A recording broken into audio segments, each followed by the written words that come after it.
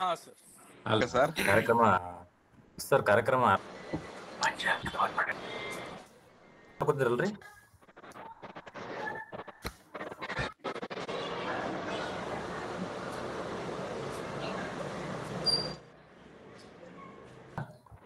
ಭಂಡಾರ ಪ್ರಕಾಶನ ಮಸ್ಕಿ ಕಾವ್ಯ ಕರ್ನಾಟಕ 100 ಅನ್ನುವಂಥ ವಿಶೇಷ ಆನ್ಲೈನ್ ಪ್ರಾಯೋಗಿಕ ವಿಮರ್ಶಾ ಸರಣಿಯನ್ನ ಆಯೋಜಿಸಿದೆ. ಅನುವಾದ 20ರ ಭಾಗವಾಗಿ ಇವತ್ತು ಉಪನ್ಯಾಸ 86 ಲ್ಯಾಟ್ವಿಯನ್ ಭಾಷೆಯ ಕವಿ ನಟ್ಸ್ ಸ್ಕಿವ್ಜೆನಿಯಕ್ಸ್ ಅನ್ನುವಂಥ ಕವಿಯ ಒಂದು ಬಟನ್ ಅನ್ನುವಂಥ ಕವಿತೆಯನ್ನ ಕುರಿತು ಇವತ್ತು ಪ್ರೊಫೆಸರ್ MS ನಾಗರಾಜರಾವ್ ಸರ್ ಅವರು ನಮ್ಮೊಂದಿಗಿದ್ದಾರೆ. ಮೊದಲಿಗೆ ಅವರನ್ನ ಈ ಕಾರ್ಯಕ್ರಮದ ಪರವಾಗಿ ಭಂಡಾರ ಪ್ರಕಾಶನ ಮಸ್ಕಿ ಮತ್ತು ಎಲ್ಲ ಕೇಳುಗರ ಪರವಾಗಿ ತುಂಬು ಹೃದಯದ ಸ್ವಾಗತವನ್ನ ಕೋರ್ತೇವೆ. ನಮಸ್ಕಾರ. ಹಾಗೇನೆ ಇವತ್ತು ಈ ಕವಿತೆಯನ್ನ ಅನುವಾದ ಮಾಡಿದಂತ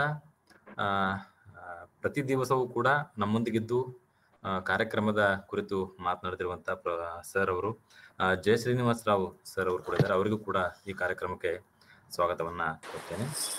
ಥ್ಯಾಂಕ್ ಯು. ಮೊದಲನೇದಾಗಿ ಇವತ್ತಿನ ವಿಮರ್ಶಕರಾಗಿರುವಂತಹ MS ನಾಗರಾಜರಾವ್ ಸರ್ ಅವರ ಕುರಿತು ಅವರ ಒಂದು ಸಂಕ್ಷಿಪ್ತ ಪರಿಚಯದೊಂದಿಗೆ ಈ ಕಾರ್ಯಕ್ರಮವನ್ನ ಶುರು ಮಾಡೋಣ. ಪ್ರೊಫೆಸರ್ MS ನಾಗರಾಜರಾವ್ ಸರ್ ಅವರು ನಿವೃತ್ತ ಇಂಗ್ಲಿಷ್ ಪ್ರಾಧ್ಯಾಪಕರು ಮತ್ತು ಪ್ರಾಂಶುಪಾಲರಾಗಿ ಸೇವೆಯನ್ನ ಸಲ್ಲಿಸಿದವರು. ಇವರು ಹೆಗ್ಗೋಡಿನ ನೀನಾಸಂನ 100 ಸಾಂಸ್ಕೃತಿಕ ಶಿಬಿರಗಳಲ್ಲಿ ಸಂಪನ್ಮೂಲ ವ್ಯಕ್ತಿಯಾಗಿ ಭಾಗವಹಿಸಿದ್ದಾರೆ. ಸಹ್ಯಾದ್ರಿ ಚಲನಚಿತ್ರ ಸೊಸೈಟಿಯಲ್ಲಿ ಕ್ರಿಯಾಶೀಲರಾಗಿರುವುದರೊಂದಿಗೆ ಹಲವಾರು ಅಧ್ಯಯನ ಶಿಬಿರಗಳನ್ನ ನಡೆಸುತ್ತಿದ್ದಾರೆ. ಶಿವಮೊಗ್ಗದ ಕುವೆಂಪು ವಿಶ್ವವಿದ್ಯಾಲಯದ ಪದವಿ ಇಂಗ್ಲಿಷ್ ಪಠ್ಯ ಮಂಡಳಿಯ ಸದಸ್ಯರಾಗಿ ಮತ್ತು ಇಂಗ್ಲಿಷ್ ಪಠ್ಯಗಳ ಸಂಪಾದಕರಾಗಿ ಕೆಲಸವನ್ನ ಮಾಡಿದ್ದಾರೆ ಮತ್ತು ಮಾಡ್ತಿದ್ದಾರೆ. ಕಲೆ, ಸಾಹಿತ್ಯ, ಸಂಗೀತ ಮತ್ತು ನಾಟಕಗಳಲ್ಲಿ ಆಸಕ್ತಿ ಇರುವ ಇವರು ಕ್ರಿಯಾಶೀಲ ಬರಹಗಾರರು ಕೂಡ ಹೌದು. ಇಂತಹ ಸರ್ ಅವರು ಇವತ್ತು ನಮ್ಮೊಂದಿಗಿದ್ದು ಲ್ಯಾಟ್ವಿನಿಯಾ ಭಾಷೆಯ ನಟ್ಸ್ ಸ್ಕಿವ್ಜೆನಿಯಕ್ಸ್ ಅನ್ನುವಂಥ ಕವಿಯ ಒಂದು ಬಟನ್ ಅನ್ನುವಂಥ ಕವಿತೆ ಕುರಿತು ನಮ್ಮೊಂದಿಗೆ ಪ್ರಾಯೋಗಿಕ ವಿಮರ್ಶೆಯನ್ನ ಮಾಡಿದ್ದಾರೆ. ಸರ್ ಅವರಿಗೆ ಈ ಕಾರ್ಯಕ್ರಮದಲ್ಲಿ ಭಾಗವಹಿಸಿದಂತ ಎಲ್ಲರಿಗೂ ಕೂಡ ಪ್ರೀತಿಪೂರ್ವಕವಾಗಿ ಸ್ವಾಗತವನ್ನ ಕೋರ್ತೇನೆ. ಅದ್ರ ಜೊತೆಗೆ ಒಂದು ಸೂಚನೆ, ಇಲ್ಲಿರುವಂತ ಎಲ್ಲ ನಮಸ್ಕಾರ. ಮೊದಲನೇದಾಗಿ ನನಗೆ ಇವತ್ತು ಒಂದು ಕವನದ ಬಗ್ಗೆ ಮಾತಾಡಲಿಕ್ಕೆ ಅವಕಾಶ ಕೊಟ್ಟಿರುವಂತಹ ಈ ಭಂಡಾರ ಪ್ರಕಾಶನದ ಎಲ್ಲ ಆರ್ಗನೈಸರ್ಸ್ಗಳಿಗೂ ನಾನು ಮೊದಲನೇದಾಗಿ ಧನ್ಯವಾದಗಳನ್ನ ಹೇಳಲಿಕ್ಕೆ ಪ್ರಯತ್ನಿಸ್ತೇನೆ. ಇವತ್ತು ನಾನು ಆರಿಸ್ಕೊಂಡಿರುವಂತಹ ಒಂದು 2-3 ಕವನಗಳು ಇಟ್ಕೊಂಡಿದ್ದೀನಿ. ಮುಖ್ಯವಾಗಿ ಅದರಲ್ಲಿ ನಟ್ಸ್ ಸ್ಕಿವ್ಜೆನಿಯಕ್ಸ್ ಇವರ ಒಂದು ಕವನ ಬಟನ್ ನಂಬರ್ನ ಹೆಚ್ಚು ವಿಶ್ಲೇಷಣೆ ಮಾಡೋದು, ಅದಾದಮೇಲೆ ಉಳಿದ 1 ಅಥವಾ 2 ಪದ್ಯಗಳನ್ನು ಸುಮ್ಮನೆ ಓದ್ತೇನೆ ಅಷ್ಟೇ. ಇದು ನಾನು ಇವತ್ತು ಅಂದ್ಕೊಂಡಿರುವಂಥ ಪ್ಲ್ಯಾನ್ ಅದು ನಮ್ಮದು. ಇವತ್ತು ನಾನು ಮಾತಾಡಬೇಕಾಗಿರುವಂತಹ ಕವಿ ನಟ್ಸ್ ಸ್ಕಿವ್ಜೆನಿಯಕ್ಸ್. ಇವರು ಲ್ಯಾಟ್ವಿಯಾ ದೇಶದ ಕವಿ. ಇವ್ರ ಬಗ್ಗೆ ಆಮೇಲೆ ಹೇಳ್ತೇನೆ. ಅದಕ್ಕಿಂತ ಹೆಚ್ಚಾಗಿ ಮೊದಲನೇದಾಗಿ ನಾವು ಹೇಳಬೇಕಾಗಿದ್ದು, ಈ ಇತ್ತೀಚೆಗೆ ಅಂದರೆ ಕಳೆದ 2024 ಕಳೆದ ವರ್ಷ ಪ್ರಕಟವಾಗಿರುವಂತಹ ಬಾಲ್ಟಿಕ್ ಕಡಲಗಾಳಿ ಎನ್ನುವ ಒಂದು ಸಂಕಲನವನ್ನು, ಬಾಲ್ಟಿಕ್ ಕಡಲಗಾಳಿ ಈ ಸಂಕಲನವನ್ನು ಜಯ ಶ್ರೀನಿವಾಸ್ ರಾವ್ ಅವರು ಅನುವಾದ ಮಾಡಿಕೊಟ್ಟಿದ್ದಾರೆ. ಇದರ ವಿಶೇಷತೆ ಏನು ಅಂತಂದರೆ, ಎಸ್ಟೋನಿಯಾ, ಲ್ಯಾಟ್ವಿಯಾ, ಲಿಥುವೇನಿಯಾ ಈ ದೇಶಗಳ ಕವಿತೆಗಳ ಅನುವಾದವನ್ನು, ಅವುಗಳ ಕವನ ಸಂಕಲನ ಶ್ರೀನಿವಾಸ್ ರಾವ್ ಅನುವಾದ ಮಾಡಿದ್ದಾರೆ. ಇದು ಕನ್ನಡ ನೆಲಕ್ಕೆ ಮೊದಲನೇ ಸಾರಿ ಈ ಕವಿಗಳು ಪ್ರವೇಶ ಪಡ್ತಾ ಇದ್ದಾರೆ. ಇದು ನಮಗೆ ಭಾಳ ಹೆಮ್ಮೆಯ ಸಂಗತಿ, ಸಂತೋಷ ಸಂಗತಿ ಕೂಡ. ಯಾಕಂದರೆ ಇವ್ರುಗಳ ಬಗ್ಗೆ ನಾವು ಹೆಚ್ಚು ಓದಿರಲಿಲ್ಲ, ಇವುಗಳನ್ನ ಕನ್ನಡದಂಗೂ ಪರಿಚಯನೇ ಆಗಿರಲಿಲ್ಲ.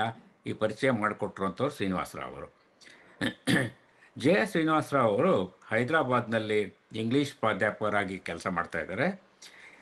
ಈ 3 ದೇಶದ 21 ಕವಿಗಳ 128 ಕವನಗಳನ್ನು ಇವರು ಕನ್ನಡಕ್ಕೆ ಭಾಷಾಂತರಿಸಿದ್ದಾರೆ. ಈ ಸಂಕಲನದ ಮಹತ್ವ ಎಂದರೆ, ಈ ದೇಶಗಳ ಕವಿಗಳು ಕನ್ನಡಕ್ಕೆ ಮೊದಲ ಬಾರಿಗೆ ಪ್ರವೇಶವನ್ನು ಪಡೆದು ಕನ್ನಡ ಸಾರಸ್ವತ ಲೋಕದ ದಿಗಂತವನ್ನು ವಿಸ್ತರಿಸಿದಂಥವರು. ಇವರು ಪರಿಚಯ, ಈ ದೇಶಗಳ ಕವಿಗಳ ಪರಿಚಯವನ್ನು ನಮಗೆ ಮಾಡಿಕೊಡ್ತಾ ಸಾಹಿತ್ಯ ಎಷ್ಟು ವಿಸ್ತಾರವಾಗಿದೆ ಮತ್ತು ಮನುಷ್ಯನ ಮೂಲಭೂತವಾಗಿರೋ ಭಾವನೆಗಳನ್ನು ಎಷ್ಟು ಚೆನ್ನಾಗಿ ಎಲ್ಲ ದೇಶಗಳಲ್ಲೂ ಸಾಹಿತ್ಯದ ಮುಖಾಂತರ ಅದೇ ಭಾವನೆಗಳನ್ನ ಹೇಗೆ ಹೇಳ್ತಾ ಇದೆ ಅನ್ನೋದು ಇಲ್ಲಿ ನಾವು ನೋಡಬಹುದಾದಂಥ ಇದು. ಇದರಿಂದಾಗಿ ಕನ್ನಡ ಕಾವ್ಯಲೋಕ ಎಷ್ಟು ಬೆಳೀತಾ ಇದೆ, ವಿಸ್ತರಿಸ್ಕೊಳ್ತಾ ಇದೆ ಎಂಬುದು ನಮಗೆ ಗೊತ್ತಾಗ್ತಾ ಇದೆ ಇವುಗಳ ಪ್ರವೇಶದಿಂದಾಗಿ. ಸೊ ಶ್ರೀನಿವಾಸರಾವ್ ಅವರ ಅನುವಾದದ ಪ್ರಾಜೆಕ್ಟ್, ಇದರಿಂದ ಈ ದೇಶಗಳ ಕವಿಗಳ ಸಂಗ್ರಹ ಭಾರತಕ್ಕೆ ಇನ್ಯಾವುದೇ ಭಾಷೆಯಲ್ಲೂ ಪ್ರಕಟಿಸವಾಗದೆ ಮೊದಲನೆಯ ಬಾರಿಗೆ ಕನ್ನಡ ಭಾಷೆಯಲ್ಲೇ ಪ್ರಕಟವಾಗಿರೋದು ನಮಗೆ ನಿಜವಾಗಿಯೂ ಬಹಳ ಸಂತೋಷದ ವಿಚಾರ. ಈ ಮುಖ್ಯ ಕೃತಿಯ ಅನುವಾದಕರಾಗಿರುವಂಥ ಜಯ ಶ್ರೀನಿವಾಸರಾವ್ ಅವರಿಗೆ ನಾನು ಮೊದಲನೇದಾಗಿ ಧನ್ಯವಾದ ಮತ್ತು ಅಭಿನಂದನೆಗಳನ್ನ ಹೇಳಬೇಕಾಗುತ್ತೆ. ಒಂದು ಸಾಹಿತ್ಯ ಕೃತಿಯ ಅನುವಾದ ಎಂದರೆ ಒಂದು ಮೂಲ ಕೃತಿಯನ್ನು ಇನ್ನೊಂದು ಭಾಷೆಗೆ ಯಥಾವತ್ತಾಗಿ ಅನುವಾದ ಮಾಡುವುದಲ್ಲ. ಇದು ನನ್ನ ನಂಬಿಕೆ. ಪ್ರೋಸ್ನಲ್ಲಿ ಹಾಗಾಗ್ಬೋದು, ಆದರೆ ಪೊಯಿಟ್ರಿಯಲ್ಲಿ ಹಾಗಾಗ್ಲಿಕ್ಕೆ ಸಾಧ್ಯ ಇಲ್ಲ. ಅದರ ಅರ್ಥ ಒಂದು ಸಂಸ್ಕೃತಿಯಿಂದ, ಭಾಷೆಯಿಂದ ಅನುವಾದ ಒಳಗಾಗಿರುವ ಇನ್ನೊಂದು ಸಂಸ್ಕೃತಿ, ಇನ್ನೊಂದು ಭಾಷೆ, ಸನ್ನಿವೇಶ, ಆ ಭಾಷೆಯ ಜೊತೆ ನಡೆಸಿರುವ ಅನುಸಂಧಾನ, ಹೀಗಾಗಿ ಅನುವಾದ ಪ್ರಕ್ರಿಯೆ ಎಂಬುದು ಬಹಳಷ್ಟು ರೀತಿಯಲ್ಲಿ ಯೋಚನೆ ಮಾಡಿದರೆ ಮೂಲ ಕೃತಿಯ ಪುನರ್ಸೃಷ್ಟಿ ಅಥವಾ ಪ್ರತಿಸೃಷ್ಟಿ ಅಂತ ಹೇಳ್ತೇವೆ. ಅನುವಾದಕ್ಕೆ ಇರ್ತಿರೋ ಹೊಸ ಹೆಸರೇ ರಿಕ್ರಿಯೇಷನ್ ಅಂತೇಳಿ. ಇದು ಅನುವಾದದ ಮುಖ್ಯ ಕ್ರಿಯೆ ಆಗಿರ್ತದೆ. ಕೇವಲ ಶಬ್ದಗಳ ಅನುವಾದ ಆಗದೆ ಅದರ ಸತ್ವವನ್ನು ಹಿಡ್ಕೊಂಡು ಅನುವಾದ ಮಾಡೋದಿದೆಯಲ್ಲ, ಅದು ಭಾಳ ಮುಖ್ಯ ಆಗ್ತದೆ. ಜಯ ಶ್ರೀನಿವಾಸರಾವ್ ಅವ್ರ ನಂಬಿಕೆ ಏನು ಅಂತಂದರೆ, ಈ ಅನುವಾದ ಹಿಂದೆ, ಈ ಕ್ರಿಯೆ ಹಿಂದೆ ಅವ್ರ ನಂಬಿಕೆ ಏನು ಎಂಬುದು ನಾನು ಅವ್ರ ಮಾತಿನಲ್ಲೇ ಹೇಳ್ತೇನೆ. ವಿದೇಶಿ ಭಾಷೆಗಳ ಕವನಗಳು ಕನ್ನಡ ಭಾಷೆಗೆ ಅನುವಾದವಾದಾಗ ಅವು ಮೂಲ ಭಾಷೆಯ ಸ್ವಂತಿಕೆ, ಮೂಲ ಸಂಸ್ಕೃತಿಯ ರೂಪಕಗಳು, ಮೂಲ ನೆಲದ ಅನುಭವಗಳನ್ನು ಆದಷ್ಟು ಉಳಿಸಿಕೊಳ್ಳಬೇಕೆಂಬುದು ನನ್ನ ಅಭಿಪ್ರಾಯ. ಇದು ಜಯ ಶ್ರೀನಿವಾಸರಾವ್ ಬಲವಾಗಿ ನಂಬಿರುವಂಥದ್ದು. ಕವನಗಳನ್ನು ಅನುವಾದಿಸುವಾಗ ಅರ್ಥ ಮತ್ತು ಭಾವ ಮಾತ್ರವಲ್ಲದೆ ಕವಿಯ ಕಾವ್ಯಶೈಲಿ, ಕವಿ ಅಳವಡಿಸುವ ಭಾಷಾ ವಿಶೇಷತೆಗಳು, ಮೂಲ ಕವನದ ನಾಡಿನ ಭೂ ದೃಶ್ಯಗಳು, ಕವಿ ಸೃಷ್ಟಿಸುವ ವಾತಾವರಣ, ವಿಶಿಷ್ಟ ಸದ್ದುಗಳು, ದೃಶ್ಯಗಳು ಇವೆಲ್ಲವನ್ನು ನಮ್ಮ ಭಾಷೆಯಲ್ಲಿ ಹಾಗೆಯೇ ಆದಷ್ಟು ಮಟ್ಟಿಗೆ ತರಿಸಿಕೊಳ್ಳಬೇಕು ಎಂಬುದು ನನ್ನ ಅಭಿಪ್ರಾಯ. ಇದು ಶ್ರೀನಿವಾಸರಾವ್ ಅವರು ಹೇಳ್ತಾರೆ. ಇವರ ಅನುವಾದಗಳು ನಾವು ಇವೆಲ್ಲ ಓದಿದ ಮೇಲೆ, ಇವರು ಹಿಂದೆ ಪೋಲಿಷ್ ಕವಿತೆಗಳ ಒಂದು ಸಂಕಲನವನ್ನು ಈಗಾಗಲೇ ಪ್ರಕಟಿಸಲಾಗಿದೆ. ಬಹಳ ಸಮರ್ಥನೀಯವಾಗಿ ಇವುಗಳನ್ನೆಲ್ಲ ಅನುವಾದ ಮಾಡಿ ಮೂಲಕ್ಕೆ ಹೆಚ್ಚು ನಿಷ್ಠೆಯುಳ್ಳವರಾಗಿದ್ದರೂ ಕನ್ನಡದ ಅನುವಾದದಲ್ಲಿ ಕನ್ನಡ ಸಂಸ್ಕೃತಿಯ ಕವನಗಳೇ ಆಗಿರುವುದು ಹೆಮ್ಮೆಯ ವಿಚಾರ. ಕನ್ನಡದ ಅರಿವನ್ನು ವಿಸ್ತರಿಸುವಲ್ಲಿ ಬಹಳ ಸಹಕಾರಿಯಾಗಿವೆ. ಈ ಅಪರೂಪದ ಸಂಕಲನಕ್ಕೆ ಭಂಡಾರ ಪ್ರಕಾಶದವರು ಅಚ್ಚುಕಟ್ಟಾಗಿ ಪ್ರಕಟಿಸಿರುವುದು ನಮಗೆ ಸಂತೋಷದ ವಿಚಾರ. ಜೆ ಶ್ರೀನಿವಾಸರಾವ್ ಅನುವಾದಿಸಿರುವ ಈ ಕವನ ಸಂಕಲನದ ಹೆಸರು ಬಾಲ್ಟಿಕ್ ಕಡಲಗಾಳಿ, ಬಾಲ್ಟಿಕ್ ರಿಪಬ್ಲಿಕ್ಸ್ ಅಂತ ಹೇಳ್ತೇವೆ. ಲ್ಯಾಟ್ವಿಯಾ, ಎಸ್ಟೋನಿಯಾ ಮತ್ತು ಲಿಥುವೇನಿಯಾ ಈ ಮೂರೂ ದೇಶಗಳನ್ನು ಬಾಲ್ಟಿಕ್ ಗಣರಾಜ್ಯಗಳು ಎಂದು ಹೆಸರಿಸಲಾಗಿದೆ. ಈ ದೇಶಗಳು 20ನೇ ಶತಮಾನದ ಮೊದಲಿನಿಂದಲೂ ಒಂದೋ ರಷ್ಯಾ ಅಥವಾ ಜರ್ಮನಿಯ ದೇಶಗಳ ಸಾಮ್ರಾಜ್ಯ ವಿಸ್ತರಣೆಯ ಕಾರಣದಿಂದಾಗಿ ಸ್ವಾತಂತ್ರ್ಯ ಕಳೆದುಕೊಂಡು ಮುಂದೆ ಸೋವಿಯತ್ ದೇಶದಿಂದ ಭಾಗಗಳಾಗುತ್ತವೆ, ಸೋವಿಯತ್ ರಷ್ಯಾದ ಭಾಗಗಳಾಗುತ್ತವೆ. ಮುಂದೆ 1994ರಲ್ಲಿ ಸ್ವಾತಂತ್ರ್ಯ ಪಡೆಯುತ್ತವೆ.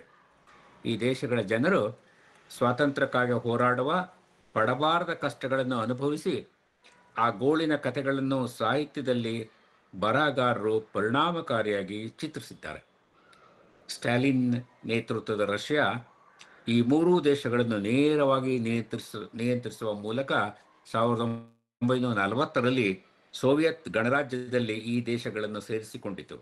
ಇದರಿಂದಾಗಿ ಸಾಮಾನ್ಯ ಜನರ ಮೇಲೆ ದಬ್ಬಾಳಿಕೆ, ಸ್ವಾತಂತ್ರ್ಯ ಹರಣ ಮತ್ತು ಸೋವಿಯತ್ ವಿರೋಧಿ ಜನರನ್ನು ಗಡೀಪಾರು ಮಾಡುವುದು, ರಷ್ಯನ್ ಭಾಷೆಯನ್ನು ಅವರ ಮೇಲೆ ಹೇರುವುದು ಇತ್ಯಾದಿ ಪ್ರಜಾಪ್ರಭುತ್ವ ವಿರೋಧಿ ಧೋರಣೆ ಒಂದು ಕಡೆ ಇದ್ದರೆ, ದಬ್ಬಾಳಿಕೆ, ಶೋಷಣೆ, ಸಾಮ್ರಾಜ್ಯಶಾಹಿ ವಿರುದ್ಧ ಈ ದೇಶದ ಜನರು ಬಂಡೇಳುವುದು ಸಾಮಾನ್ಯ ಸಂಗತಿಯಾಗಿದ್ದವು.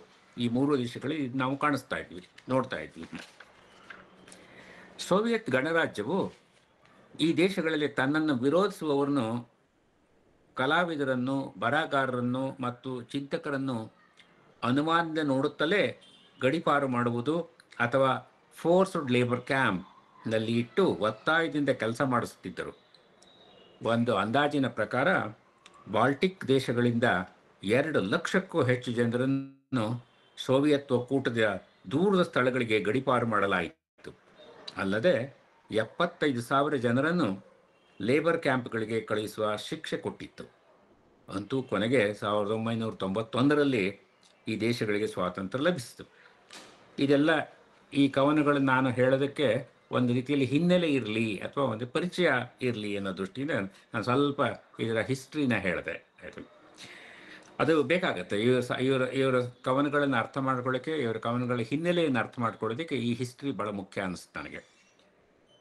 ನಟ್ಸ್ ಕ್ಯೂಜಿನಿಕ್ಸಿ 20ನೇ ಶತಮಾನದ ಲ್ಯಾಟ್ವಿಯಾ ದೇಶದ ಆಧುನಿಕ ಸಾಹಿತ್ಯದ ಬಹುಮುಖ್ಯ ಕವಿ ಮತ್ತು ಅನುವಾದಕರಾಗಿದ್ದಾರೆ. 1936ರಲ್ಲಿ ಜನಿಸಿದ ಇವರು 2022ರಲ್ಲಿ ನಿಧನರಾದರು. 1962ರಲ್ಲಿ ಇವರನ್ನು ಸೋವಿಯತ್ ವಿರೋಧಿ ಪ್ರಚಾರದ ಸುಳ್ಳು ಆರೋಪದ ಮೇಲೆ ಬಂಧಿಸಿ ಫೋರ್ಸ್ಡ್ ಲೇಬರ್ ಕ್ಯಾಂಪ್ನಲ್ಲಿ 7 ವರ್ಷಗಳ ಕಾಲ ಶಿಕ್ಷೆ ವಿಧಿಸಲಾಯಿತು. ಇವರಿನ್ನೂ ಅವಾಗಿನ್ನೂ ಭಾಳ ಯಂಗ್ ಆಗಿದ್ದರು, ಆವಾಗೇ ಮದುವೆ ಆಗಿದ್ದರು. ಆವಾಗೇ ಇವರನ್ನು ಫೋರ್ಸ್ಡ್ ಲೇಬರ್ ಕ್ಯಾಂಪ್ನಲ್ಲಿ ಸೇರಿಸ್ಬಿಟ್ರು. ಸೆರೆವಾಸದಲ್ಲಿದ್ದಾಗಲೇ ಇವರು ಸುಮಾರು 1000 ಕವನಗಳನ್ನು ಬರೆದರು. ಆದರೂ ಇವರ ಕವನ ಸಂಕಲನವನ್ನು ಇವರ ಬಿಡುಗಡೆಯ ನಂತರವೂ ಪ್ರಕಟಿಸಲಾಗಲಿಲ್ಲ. ಇವರ ಮೊದಲ ಸಂಕಲನ ಲಿರಿಕ್ಸ್ ಆ್ಯಂಡ್ ವಾಯ್ಸಸ್ 1978ರಲ್ಲಿ, ಅಂದರೆ ಇವರ 42ನೇ ವಯಸ್ಸಿನಲ್ಲಿ ಪ್ರಕಟವಾಯಿತು. ಈ ಲೇಬರ್ ಕ್ಯಾಂಪಿನ ಅನುಭವದ ಬಗ್ಗೆ ನಟ್ಸ್ ಹೇಳುವುದೇನೆಂದರೆ, ಲೇಬರ್ ಕ್ಯಾಂಪಿನ ಜೀವನವು ನನ್ನನ್ನು ಕವಿಯನ್ನಾಗಿ ಮಾಡಿಸಿತು.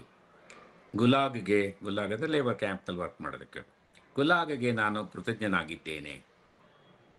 ಲೇಬರ್ ಕ್ಯಾಂಪ್ನಲ್ಲಿದ್ದಾಗ ಇವರು ಸಹಕೈದಿಗಳಿಂದ ಹಲವಾರು ಭಾಷೆಗಳನ್ನು ಕಲಿತರು. ಹೀಗಾಗಿ ಹಲವಾರು ಕವಿಗಳ ಕವನಗಳನ್ನು ಲ್ಯಾಟ್ವಿಯನ್ ಭಾಷೆಗೆ ಅನುವಾದಿಸಿದ್ದಾರೆ.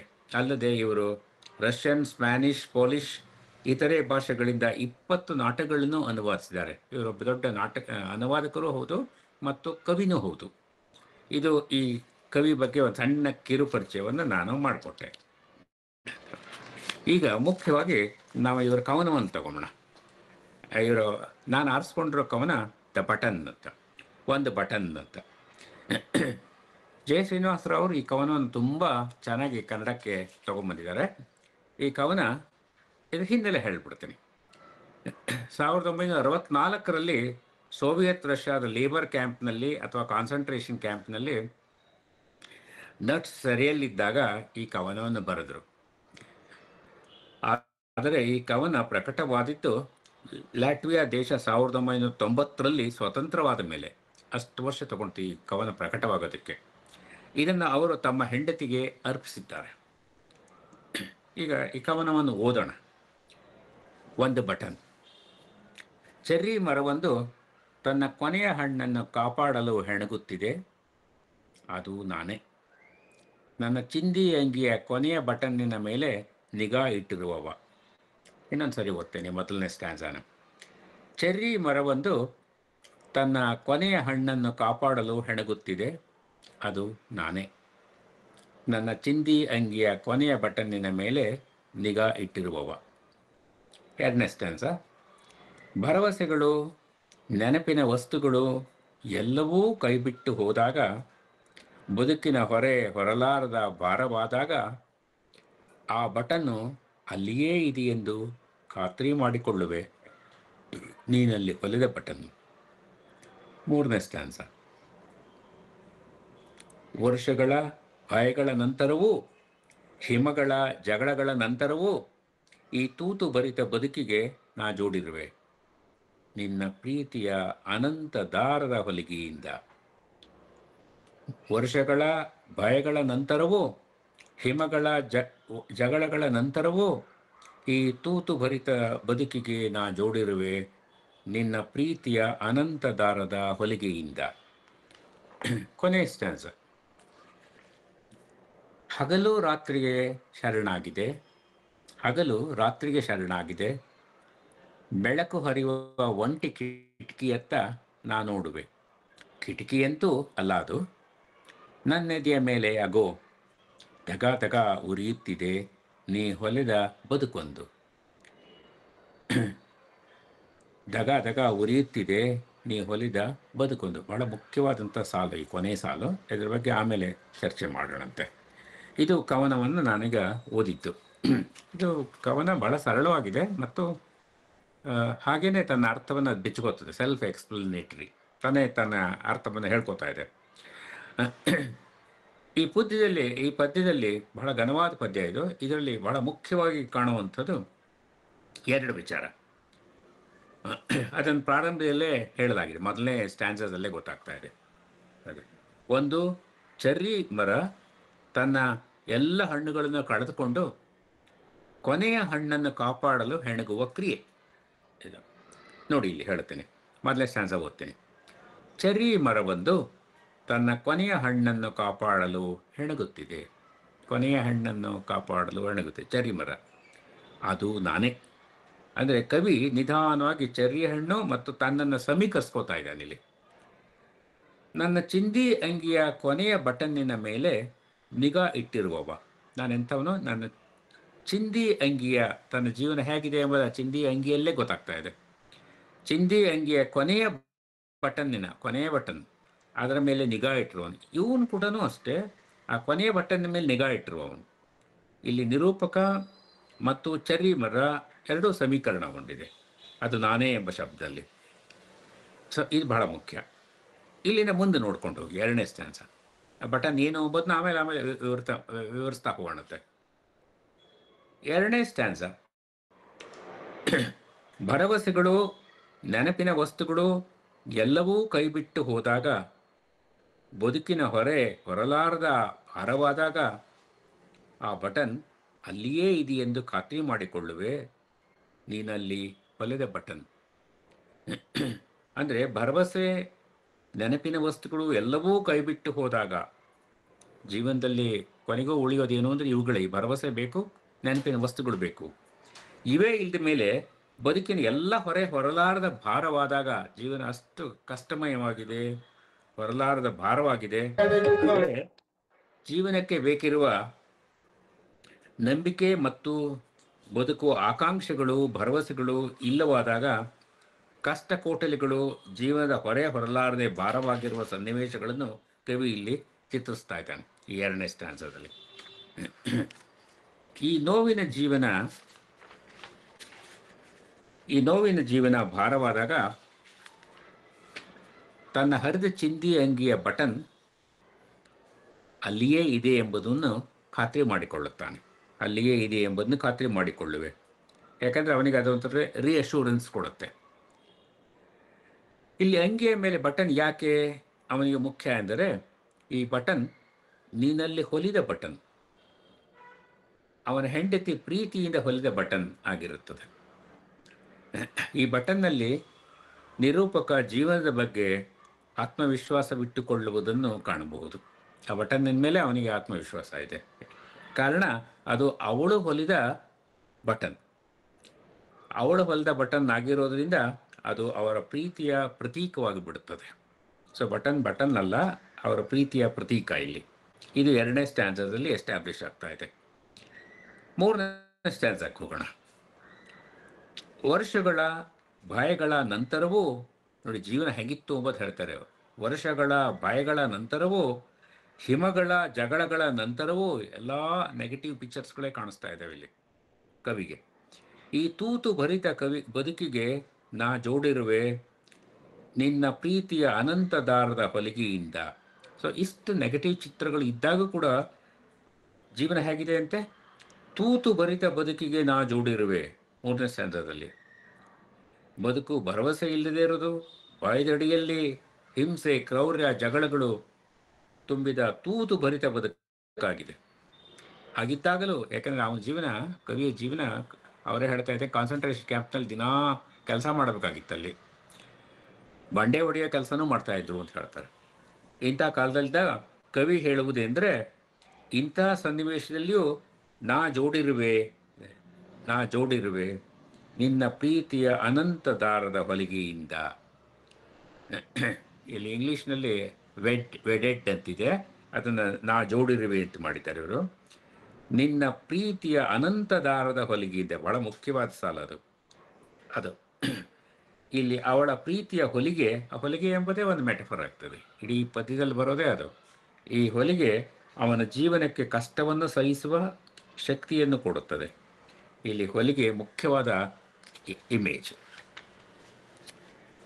ಇವರಿಬ್ಬರ ಪ್ರೀತಿಯನ್ನು ಬಂಧಿಸುವ, ಸಹಿಸುವ, ಜೀವನವನ್ನು ಗಟ್ಟಿ ದಾರದಿಂದ, ಅವ್ರು ಹೇಳೋದು ಅನಂತ ದಾರದ ಹೊಲಿಗೆಯಿಂದ, ಗಟ್ಟಿ ದಾರದಿಂದ ಹೊಲಿದು ಒಂದು ಮಾಡಿರುವ ಮತ್ತು ಇದರಿಂದಾಗಿ ನಿರೂಪಕನಿಗೆ ಹೊಸ ಶಕ್ತಿ ಸೃಷ್ಟಿಯಾಗಿದೆ.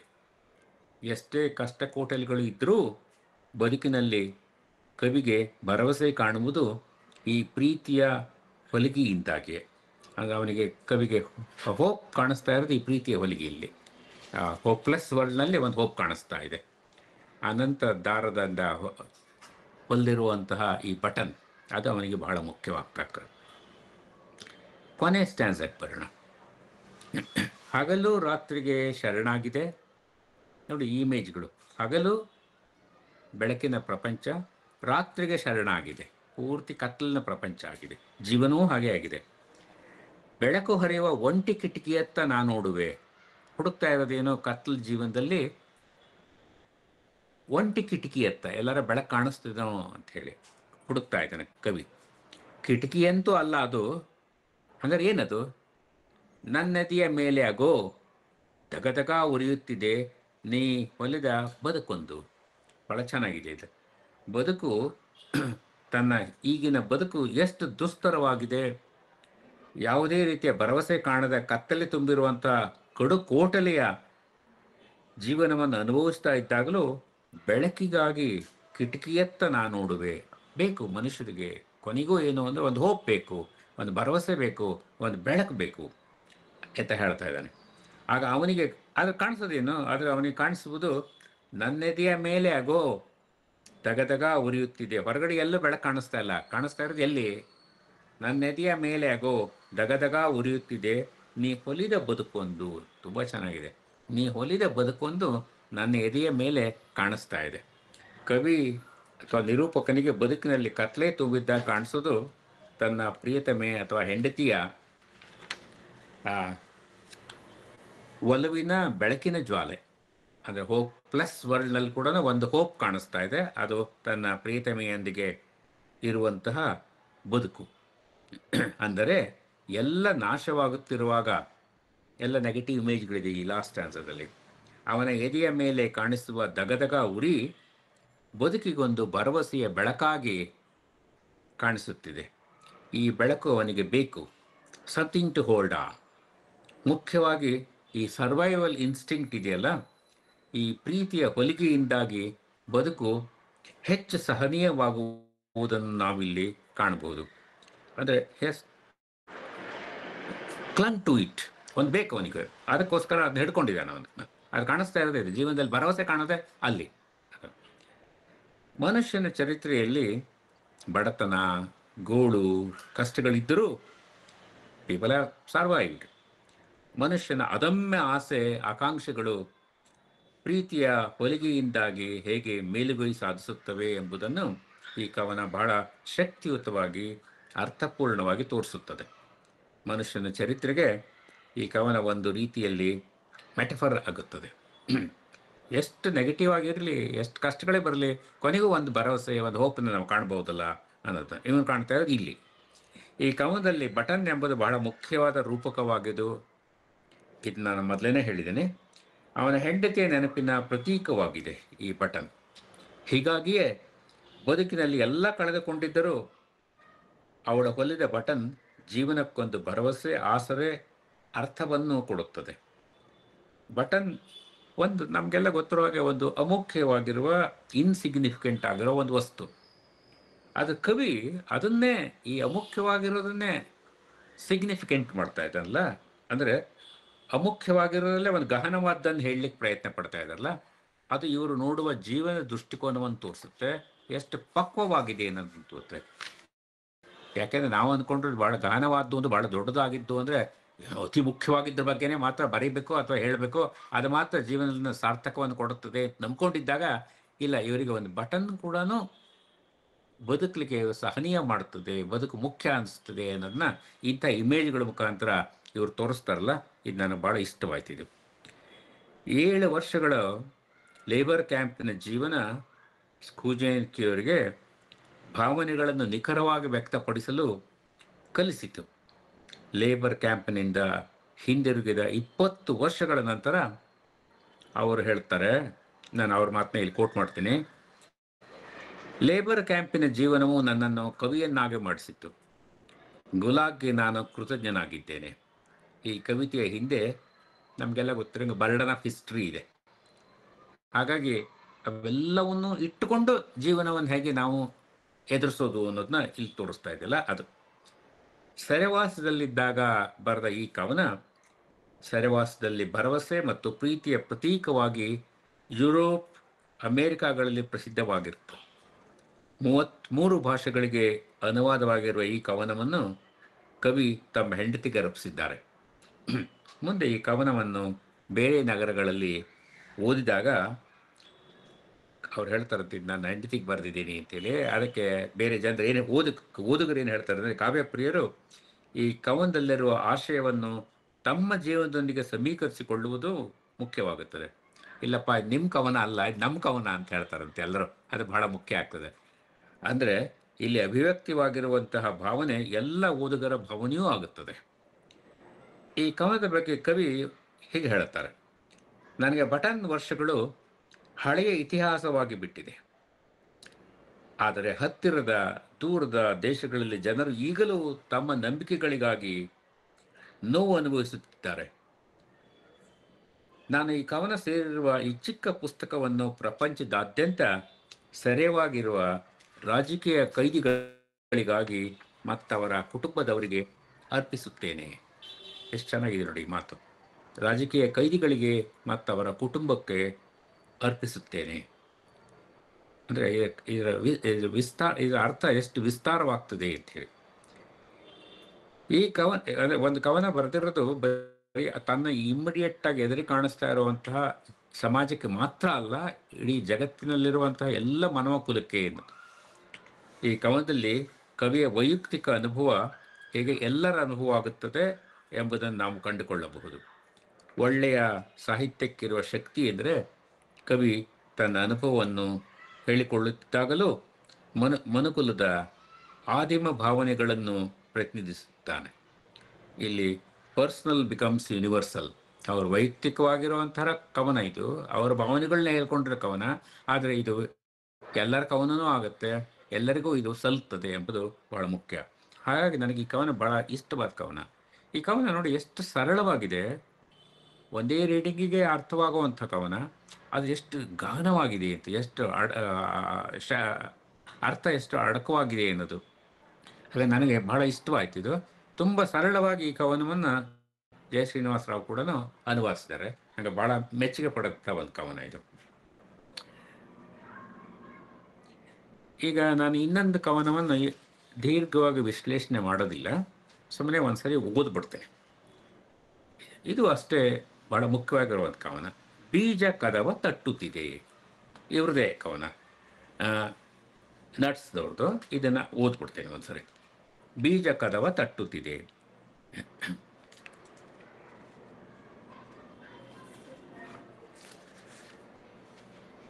ಸೂರ್ಯನ ಮೂಗು ಹೊಳ್ಳೆಗಳು ಕಂಪಿಸುತ್ತಿವೆ.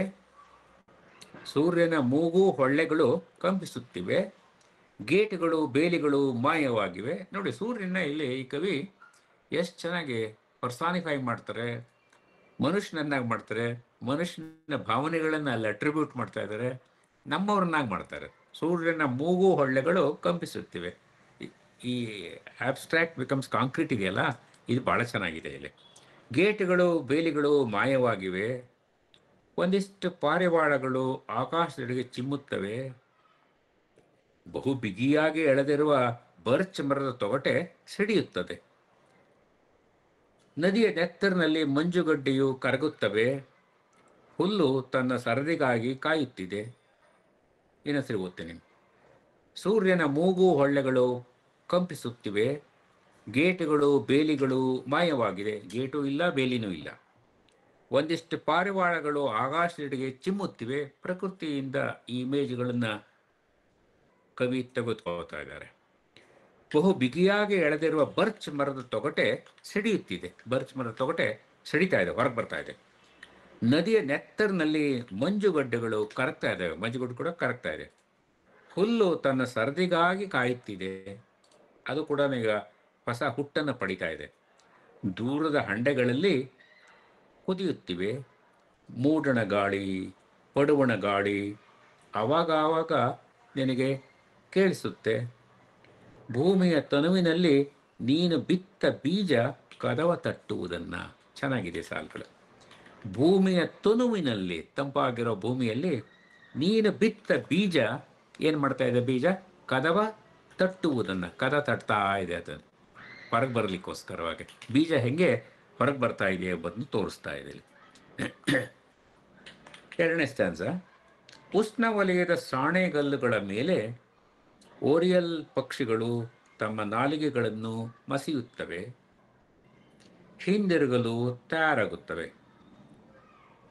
ಮೈಗ್ರೇಟರಿ ಬರ್ಡ್ಸ್ ಒಂದು ಪ್ರದೇಶದಿಂದ ಇನ್ನೊಂದು ಪ್ರದೇಶಕ್ಕೆ ಹೋಗ್ತಾ ಇರೋ ಚಿತ್ರ. ಉಸಿರು ಬಿಗಿ ಹಿಡಿದುಕೊಳ್ಳಿ, ಯಾಕಂದರೆ ಬೀಜ ಕದವ ತಟ್ಟುತ್ತಿದೆ. ಒಂದು ಅದ್ಭುತವಾದ ಕ್ರಿಯೆ ಇಲ್ಲಿ ನಡೀತದೆ. ಶೀತಕಾಲದ ಉದ್ದಕ್ಕೂ ಬೀಜ ಕದವ ತಟ್ಟುತ್ತಿದೆ. ಹಿಂದೆಂದೂ ಇರಲಿಲ್ಲ ಇಷ್ಟೊಂದು ನಿಶ್ಶಬ್ದ, ಹಿಂದೆಂದೂ ಇರಲಿಲ್ಲ ಇಷ್ಟೊಂದು ಆಳ. ಬೀಜ ಕದವ ತಟ್ಟುತ್ತಿದೆ. ಬೀಜ ಕದವ ತಟ್ತಾ ಇದೆ, ಅದು ಹೊರಗೆ ಬರಬೇಕೀಗ, ಕಾಯ್ತಾ ಇದೆ. ಹಿಂದೆಂದೂ ಇರಲಿಲ್ಲ ಇಷ್ಟೊಂದು ವೇಗ. ಬೀಜ ಕದವ ತಟ್ಟುತ್ತಿದೆ. ರೊಟ್ಟಿ ಹುಟ್ಟುತ್ತೆ ಹಠಾತ್ತನೆ, ನಿನ್ನ ಗಮನಕ್ಕೂ ಬಾರದಷ್ಟು ಹಠಾತ್ತನೆ, ಯಾಕೆಂದರೆ ಬೀಜ ಕದವ ತಟ್ತಾ ಇದೆ. ಬದಲಾವಣೆಯ ಈ ಕಾಂಟೆಕ್ಸ್ಟ್ ಬಹಳ ಕ್ಲಿಯರ್ ಆಗಿದೆ. ಇಲ್ಲಿ ಪ್ರಕೃತಿಯ ಇಮೇಜ್ಗಳಿಂದ ಕವಿ ಹೇಳ್ತಾ ಇರೋದು ಒಂದು ಮಾತಾದರೆ, ಕವಿ ಇದ್ದಂಥ ಕಾಲ ಸನ್ನಿವೇಶವನ್ನು ನಾನು ಆಗಲೇ ಹೇಳೇನೆ, ಕಾನ್ಸಂಟ್ರೇಷನ್ ಕ್ಯಾಂಪ್ನಲ್ಲಿ ಹೇಗಿದ್ರು ಅಂತೇಳಿ. ಸೊ ಅವರಿಗೆ ಒಂದು ಬದಲಾವಣೆಯ ಗಾಳಿಯನ್ನು ಕೂಡ ಬೇಕು. ಜರ್ಮಿನೇಷನ್ ಪ್ರೋಸೆಸ್ ಕೂಡ ಇಲ್ಲಿ ನಡೀತಾ ಇದೆ ಈ ಕವನದಲ್ಲಿ. ಪ್ರಕೃತಿಯ ಪ್ರತಿಮೆಗಳನ್ನು ಬಳಸ್ಕೊಂಡು ಹೊಸ ಹುಟ್ಟಿನ ಬಗ್ಗೆ, ಸೃಷ್ಟಿಕ್ರಿಯೆಯ ಪವಾಡದ ಬಗ್ಗೆ ಈ ಪದ್ಯ ಮಾತನಾಡ್ತಾ ಇದೆ. ಅದು ಅಷ್ಟಕ್ಕೆ ನಿಲ್ಲೋದಿಲ್ಲ, ಒಂದು ರೀತಿ ಪೊಲಿಟಿಕಲ್ ಮೆಟಫರ್ ಕೂಡ ಆಗುತ್ತೆ ಇದು. ಅಂದರೆ ಬದಲಾವಣೆ ಗಾಳಿ ಬೀಸುತ್ತೆ, ಬಂದೇ ಬರುತ್ತೆ ಅನ್ನೋದನ್ನು ಕೂಡ ಕವಿ ಬಲವಾಗಿ ನಂಬಿದ್ದಾರೆ ಇಲ್ಲಿ. ದಿನನಿತ್ಯದ ಮಾತುಗಳ ಮುಖಾಂತರ ಸೂರ್ಯನನ್ನು ಆತ್ಮೀಯ ಮಾಡಿಕೊಳ್ಳುವ ವಿಧಾನ, ಪರ್ಸಾನಿಫೈ ಮಾಡುವ ವಿಧಾನ, ಬದಲಾವಣೆಯ ಗಾಳಿ ಬೀಸಿದಾಗ ಯಾವುದೂ ಅದನ್ನು ತಡೆಯಲು ಸಾಧ್ಯವಿಲ್ಲ ಅನ್ನೋದನ್ನ ಹೇಳ್ತಾ ಇದ್ದಾರೆ. ರಷ್ಯಾದ ಸಂದರ್ಭದಲ್ಲಿ ಸ್ಟಾಲಿನ್ ಅಧಿಕಾರದಲ್ಲಿದ್ದಾಗ ಬುದ್ಧಿಜೀವಿಗಳನ್ನು, ಕಲಾವಿದರನ್ನು ಕಾನ್ಸಂಟ್ರೇಷನ್ ಕ್ಯಾಂಪ್ನಲ್ಲಿ ಕೂಡಿ ಹಾಕಿದಾಗ ಬದುಕು ಎಷ್ಟೇ ದುಸ್ತರವಾಗಿದ್ದರೂ ಹೊಸ ಹುಟ್ಟು, ಹೊಸ ಬದುಕು ಬರುತ್ತದೆ ಎಂಬ ಆಶಾವಾದವನ್ನು ಕವಿ ಇಲ್ಲಿ ಗಟ್ಟಿಯಾಗಿ ಅಸಲ್ಟ್ ಮಾಡ್ತಾ ಇದ್ದಾರೆ. ಕಾಣಿಸ್ತಾ ಇದೆ ಇಲ್ಲಿ. ಆಂತರಿಕ ತುಮುಲವನ್ನು ಬಾಹ್ಯಕರಿಸಲು ಕವಿ ಪ್ರಕೃತಿಯ ಪ್ರತಿಮೆಗಳನ್ನು ತುಂಬ ಪರಿಣಾಮಕಾರಿಯಾಗಿ ಬಳಸ್ತಾ ಇದ್ದಾರೆ ಅಂತ ಕಾಣಿಸ್ತಿದೆ. ಈ ಪದ್ಯ ಓದಿದಾಗ ನನಗೆ ನೆನಪಾಗಿದ್ದೇನು ಅಂದರೆ, ಶೆಲ್ಲಿ 19ನೇ ಶತಮಾನದ ರೊಮ್ಯಾಂಟಿಕ್ ಕವಿ, ಅವನ ode to the west wind ಕವನದಲ್ಲಿ ಚೆನ್ನಾಗಿ ಹೇಳ್ತಾನೆ ಕೊನೆಗೆ, if winter comes can spring be far behind ಅಂತೇಳಿ. ಅಂದರೆ ಹೊಸ ಕಾಲ ಬಂದೇ ಬರುತ್ತೆ, ಎಷ್ಟು ದಿವಸ ನೀವು ಬಳಕೆ ಮಾಡ್ತೀರಿ, ಬದಲಾವಣೆ ಗಾಳಿ ಬೀಸತ್ತೆ ಅಂತೇನು ಹೇಳ್ತೀವಲ್ಲ, ಅವನ ಓಟ್ ಟು ದಿ ವೆಸ್ಟ್ ವಿಂಡ್ನಲ್ಲಿ ಹೇಳೋ ಮಾತುಗಳು ಈ ಪದ್ಯ ಓದ್ತಿದ್ದಾಗ ನಮ್ಮ ಮೇಲೆ ನೆನಪಾಗ್ತಾ ಇದೆ. ನಾನು ನೆಟ್ಸ್ ಅವರ 2 ಕವನಗಳನ್ನ ಓದ್ತೆ, ಒಂದೊಂದು ವಿವರವಾಗಿ, ಇನ್ನೊಂದನ್ನು ಹಾಗೆ ಅರ್ಥವಾಗ್ತದೆ ಅಂತೇಳಿ ಸುಮ್ಮನೆ ಓದ್ದೆ. ನನಗೆ ಇಷ್ಟವಾದ ಕವನಗಳು ಇವ್ರದ್ದು ಇದಾಗಿದ್ದರಿಂದ ಓದ್ದೆ. ಈ ಕವನಗಳು ಓದಿದಾಗ ನನಗೆ ಅನಿಸುತ್ತೆ ಏನು ಅಂದರೆ, ಇದು ಯಾವುದೋ ಬೇರೆ ದೇಶದ ಕವನಗಳಲ್ಲ, ನಮ್ಮಿಂದ ಬಹಳ ದೂರ ಇರೋ ಲ್ಯಾಟ್ವಿಯಾ ದೇಶದ ಕವನಗಳಲ್ಲ, ನಮ್ಮಲ್ಲೇ ಹುಟ್ಟೋ ಕವನಗಳು, ಯಾವುದೇ ಕನ್ನಡದ ಕವಿ ಬರಿಬೋದಾದ ಕವನಗಳು, ಅಥವಾ ಕನ್ನಡಕ್ಕೆ ಈಗ ಬಂದಿರೋದಂದರೆ ಕನ್ನಡದ ಕವನವೇ ಆಗಿಬಿಟ್ಟಿದೆ ಇದು. ಹಾಗಾಗಿ ಎಷ್ಟು ಶಕ್ತಿಯುತವಾಗಿದೆ ಕವನ ಅನ್ನಿಸ್ತು ನನಗೆ. ಅಷ್ಟೇ ಸರಳವಾಗಿದೆ. ಶಕ್ತಿಯುತವಾಗಿರ್ಬೇಕಾದ್ರೆ ಅದು ಬಹಳ ಗಂಭೀರವಾಗಿರಬೇಕು ಅಂತ ಏನಿಲ್ಲ, ಅಷ್ಟೇ ಸರಳವಾಗಿದೆಯಲ್ಲ ಅನ್ನಿಸ್ತು. ಹಾಗಾಗಿ ನಾನು ಈ ಕವನಗಳನ್ನ ಆಯ್ಕೆ ಮಾಡಿಕೊಂಡಿದ್ದೆ. ಬಹುಶಃ ಇದು ನಿಮಗೂ ಕೂಡ ಇಷ್ಟವಾಗ್ತದೆ ಅಂತ ಅಂದ್ಕೊಂಡಿದ್ದೀನಿ. ನೋಡೋಣ, ನೀವು ಸಂವಾದದಲ್ಲಿ ಇದರ ಬಗ್ಗೆ ಏನಾರು ಮಾತಾಡ್ತಾ ಇದ್ದರೆ ಇನ್ನೂ ಕವನಗಳನ್ನ, ಯಾವುದೋ ಅರ್ಥಗಳನ್ನು ಬೇರೆ ಬೇರೆ ರೀತಿಯಲ್ಲಿ ವಿಶ್ಲೇಷಿಸಬಹುದಾ ಎನ್ನುವಂಥ. ಈಗ ನಾನು ಇಷ್ಟು ಹೇಳಿ ನನ್ನ ಮಾತನ್ನು ಸ್ವಲ್ಪ ನಿಲ್ಲಿಸ್ತೇನೆ. ಈಗ ನೀವುಗಳು ಒಂದು ಸ್ವಲ್ಪ ಮಾತಾಡೋಣ, ನಾನು ಒಂಚೂರು ಕೇಳಬೇಕು ಅಂತಿದ್ದೀವಿ. ಸರ್ ಥ್ಯಾಂಕ್ ಯು ಸರ್, ತುಂಬಾ ಒಳ್ಳೆಯ ಕವಿತೆಗಳು ಮತ್ತು ತುಂಬಾ ಒಳ್ಳೆಯ ವಿಶ್ಲೇಷಣೆ ಸರ್. ಅಲ್ವಾ? ಹಾ ಸರ್, ಖಂಡಿತ ಸರ್. ಹ್ಮ್. ಸರ್ ಅವರು ಇಷ್ಟೊತ್ತು ಒಂದು ಬಟನ್ ಮತ್ತು ಬೀಜ ಕದವ ತಟ್ಟುತ್ತಿದೆ, ಬೀಜ ಕದವ ತಟ್ಟುತ್ತಿದೆ ಎನ್ನುವ ಕವಿತೆ ಕುರಿತು ವಿಶ್ಲೇಷಣೆ ಮಾಡಿದ್ದಾರೆ. ಸರ್ ಅವರ ವಿಶ್ಲೇಷಣೆಗೆ ಸಂಬಂಧಪಟ್ಟಂಗೆ ಯಾರಿಗಾದರೂ ಸಂದೇಹಗಳಿದ್ರೆ ಅಥವಾ ಏನಾದರೂ ಹೊಸ ಒಳಹುಗಳಿದ್ರೆ ನೀವು ಇಲ್ಲಿ ಹಂಚಿಕೊಳ್ಳಿಕ್ಕೆ ಅವಕಾಶವಿದೆ. ಅನ್ಮ್ಯೂಟ್ ಮಾಡ್ಕೊಳ್ಳೋದ್ರ ಮೂಲಕ ನೀವು ತಮ್ಮ ಅಭಿಪ್ರಾಯವನ್ನ ಹಂಚಿಕೊಳ್ಳಬಹುದು.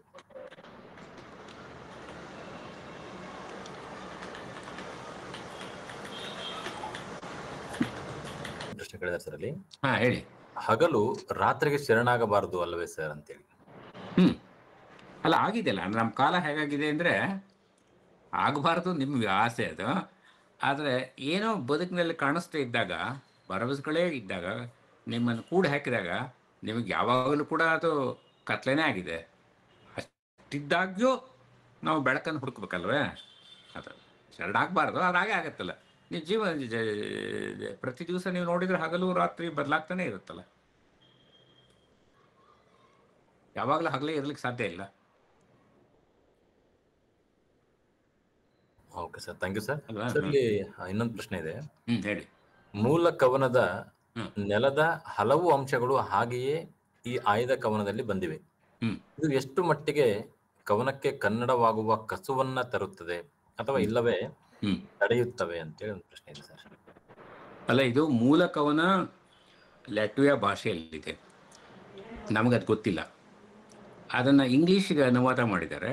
ಇಂಗ್ಲೀಷ್ನ ಅನುವಾದವನ್ನು ಜಯ ಶ್ರೀನಿವಾಸರವರು ಕನ್ನಡಕ್ಕೆ ಮಾಡಿಕೊಟ್ಟಿದ್ದಾರೆ.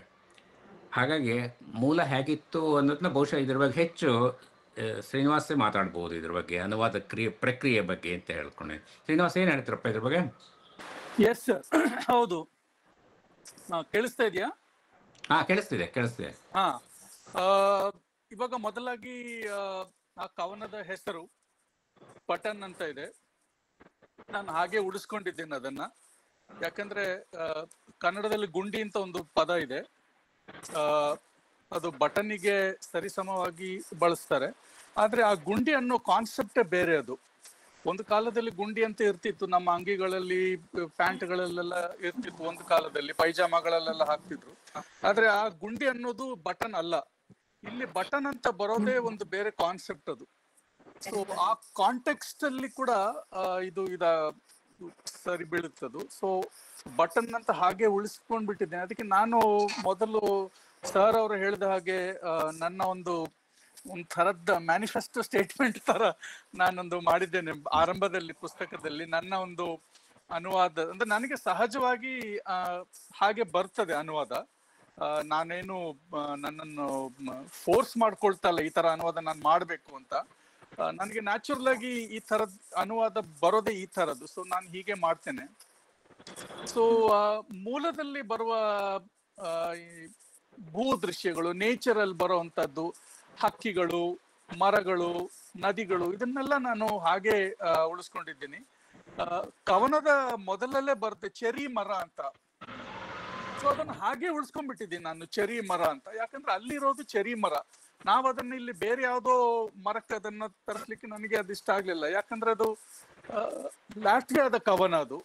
ಸೊ ಲ್ಯಾಟ್ವಿಯಾದಲ್ಲಿ ಬರುವಂತ ಆ ಕವಿಯ ಮನಸ್ಸಲ್ಲಿದ್ದ ರೂಪಕ ಅದನ್ನು ಹಾಗೆ ಉಳಿಸ್ಕೋಬೇಕು ಅಂತ. ಇನ್ನೊಂದು ಓರಿಯೋಲ್ ಹಕ್ಕಿಗಳು ಅಂತ ಇನ್ನೊಂದು 2 ಕವನದಲ್ಲಿ ಬರುತ್ತೆ. ಬರ್ಚ್ ಮರ ಅಂತ ಬರುತ್ತೆ. ಸೊ ಈ ಮರ, ಪಕ್ಷಿಗಳು, ಈ ನೇಚರ್, ಪ್ರಕೃತಿಯಲ್ಲಿ ಬರುವಂತದನ್ನೆಲ್ಲ ಹಾಗೆ ಉಳಿಸ್ಕೊಂಡಿದ್ದೀನಿ ನಾನು. ಅದು ಕನ್ನಡದ ಕಸುವಿಗೆ ಬರುವಂತದ್ದು. ಅದು ನಾನು ಆ ಒಂದು ನಿಟ್ಟಿನಲ್ಲಿ ಆ ತರದಲ್ಲಿ ನಾನು ನೋಡಿಲ್ಲ. ನನಗೆ ಅನುವಾದ ಹೇಗೆ ನ್ಯಾಚುರಲ್ ಆಗಿ ಬರುತ್ತೋ ಅದೇ ತರ ನಾನು ಅನುವಾದ ಮಾಡ್ಕೊಂಡಿದ್ದೀನಿ. ಕನ್ನಡ ಅಂದ್ರೆ ನಾವು ಮಾಡ್ಕೋಬೇಕು ಅದನ್ನ ಕನ್ನಡವನ್ನಾಗಿ. ಯಾಕಂದ್ರೆ ಇದೆಲ್ಲ ಹೊಸ ರೂಪಕಗಳು. ಬಟನ್ ಅನ್ನೋ ರೂಪಕ ಅಂದ್ರೆ ನಾನಿದು ಮೊದಲ ಸರಿ ಅಂದ್ರೆ ಈ ತರದೊಂದು ಇಂಪಾರ್ಟೆಂಟ್ ಕವನ, ಮುಖ್ಯವಾದ ಕವನ, ಅಂತಾರಾಷ್ಟ್ರೀಯ ಮಟ್ಟದಲ್ಲಿ ಹೆಸರು ಪಡೆದ ಕವನ, 33 ಭಾಷೆಗಳಲ್ಲಿ ಅನುವಾದವಾದ ಕವನ, ಕನ್ನಡದ ಜೊತೆಗೆ 34 ಅಂತ ಹೇಳ್ಬೋದು. ಸೊ ಇಂಥ ಕವನವನ್ನು ಎಷ್ಟೆಷ್ಟು ಭಾಷೆಗಳಲ್ಲಿ ಎಷ್ಟೆಷ್ಟು ದೇಶಗಳಿಗೆ ಹೋಗಿದೆ. ಸೊ ನಾವು ಅದೇ ರೀತಿಯಾಗಿ ಕನ್ನಡಕ್ಕೆ ತಗೊಂಡಿದ್ದೀವಿ, ಅನುವಾದ ಮಾಡಿದ್ದೀನಿ ನಾನು. ಸೊ ಕನ್ನಡಕ್ಕೆ ಬರೆಸ್ಕೊಳ್ಳೋದು ಅದು ನಮಗೆ ಬಿಟ್ಟದ್ದು. ನಾವು ಹೇಗೆ ಅದನ್ನ ಬರೆಸ್ಕೊಳ್ತೀವಿ ಅಂತ ಕೆಲವು ಸಲ ಅನ್ಸುತ್ತೆ ಇದು ಕನ್ನಡದ ಕವನ ಅಲ್ಲ, ಕನ್ನಡದ ಕವನ ತರ ಕೇಳಿಸ್ತಾ ಇಲ್ಲ ಅಂತ. ಬಟ್ ಅದನ್ನ ನಾವು ಹೇಗೆ ಅದನ್ನ ನಮ್ಮ ಕಡೆಗೆ ತರಿಸ್ಕೋತೀವಿ ಅನ್ನೋದು ಇದರಲ್ಲಿ ಇಂಪಾರ್ಟೆಂಟ್ ಆಗ್ತದೆ. ಇಷ್ಟೇ ಈ ನಿಟ್ಟಿನಲ್ಲಿ ಬಯಸ್ತೇನೆ.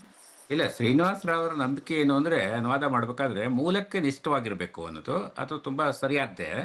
ಆಮೇಲೆ ಅದು ಕನ್ನಡ ನೆಲಕ್ಕೆ ಬಂದಾಗ ಕನ್ನಡದ ಕಸುವನ್ನೂ ಹಿಡ್ಕೊಂಡು ಮೂಲಕ್ಕೂ ಇದ್ದು, ಅಂದ್ರೆ ಅಲ್ಲಿಯ ಭಾಷೆಯ ಸೊಗಡು ಇರಬೇಕು, ಇಲ್ಲಿಗೂ ಸಲ್ಲಬೇಕದು.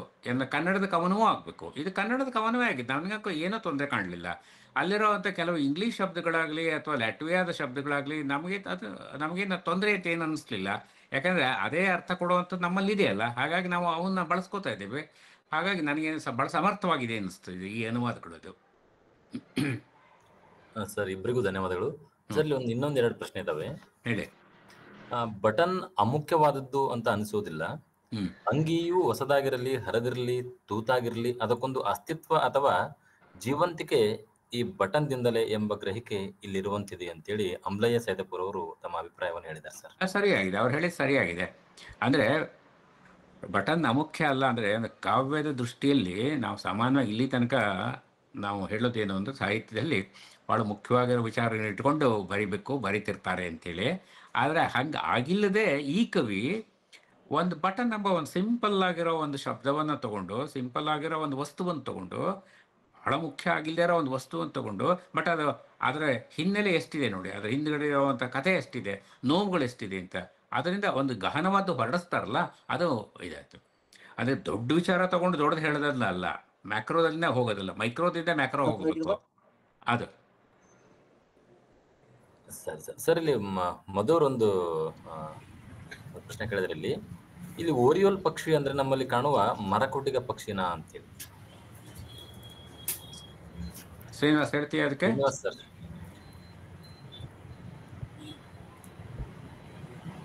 ಶ್ರೀನಿವಾಸ್ ಕೇಳಿಸ್ತಿದ್ಯಾ? ಕೇಳಿಸ್ತದೆ ಸರ್. ಈ ಮರ ಕಟ್ಟುಕ ಅಂದ್ರೆ ಅದು ವುಡ್ ಪೆಕ್ಕರ್ ಅಂತ ಆಗುತ್ತೆ. ಇಲ್ಲಿ ಓರಿಯೋಲ್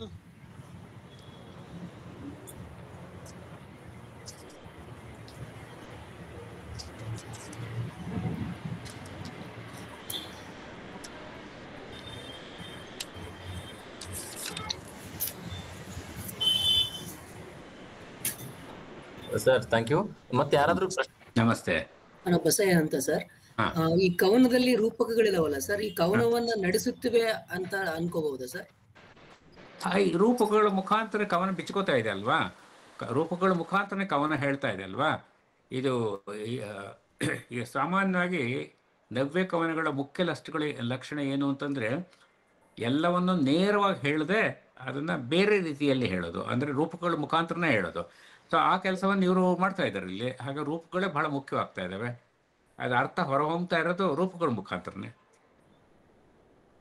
ಅದು ಬರೀ ರೂಪಕನೂ ಆಗಿಲ್ಲ, ಕವನದಲ್ಲಿ ಕೂಡ ಅದಕ್ಕೊಂದು ಫಂಕ್ಷನಲ್ ವ್ಯಾಲ್ಯೂ ಇದೆ ಅದಕ್ಕೆ, ಕವನದಲ್ಲಿ ಕೂಡ ಅದು ಕೆಲಸ ಮಾಡ್ತಾ ಇಲ್ಲ. ಬಟನ್ ಅಂಗಿ ಕೂಡಿಸುತ್ತೆ, ಎರಡು ಹೃದಯಗಳನ್ನ ಒಟ್ಟು ಮಾಡ್ತಾ ಇದೆ, ಅದ್ರ ಹಿಂದ್ಗಡೆ ಇರುವಂಥ ಒಂದು ಮನೋಭಾವವನ್ನು ತೋರಿಸ್ತಾ ಇದೆ ಅಲ್ವಾ, ಪ್ರೀತಿಯ ಸಂಕೇತವ ಕೂಡ ಆಗಿದೆ ಅಲ್ವಾ.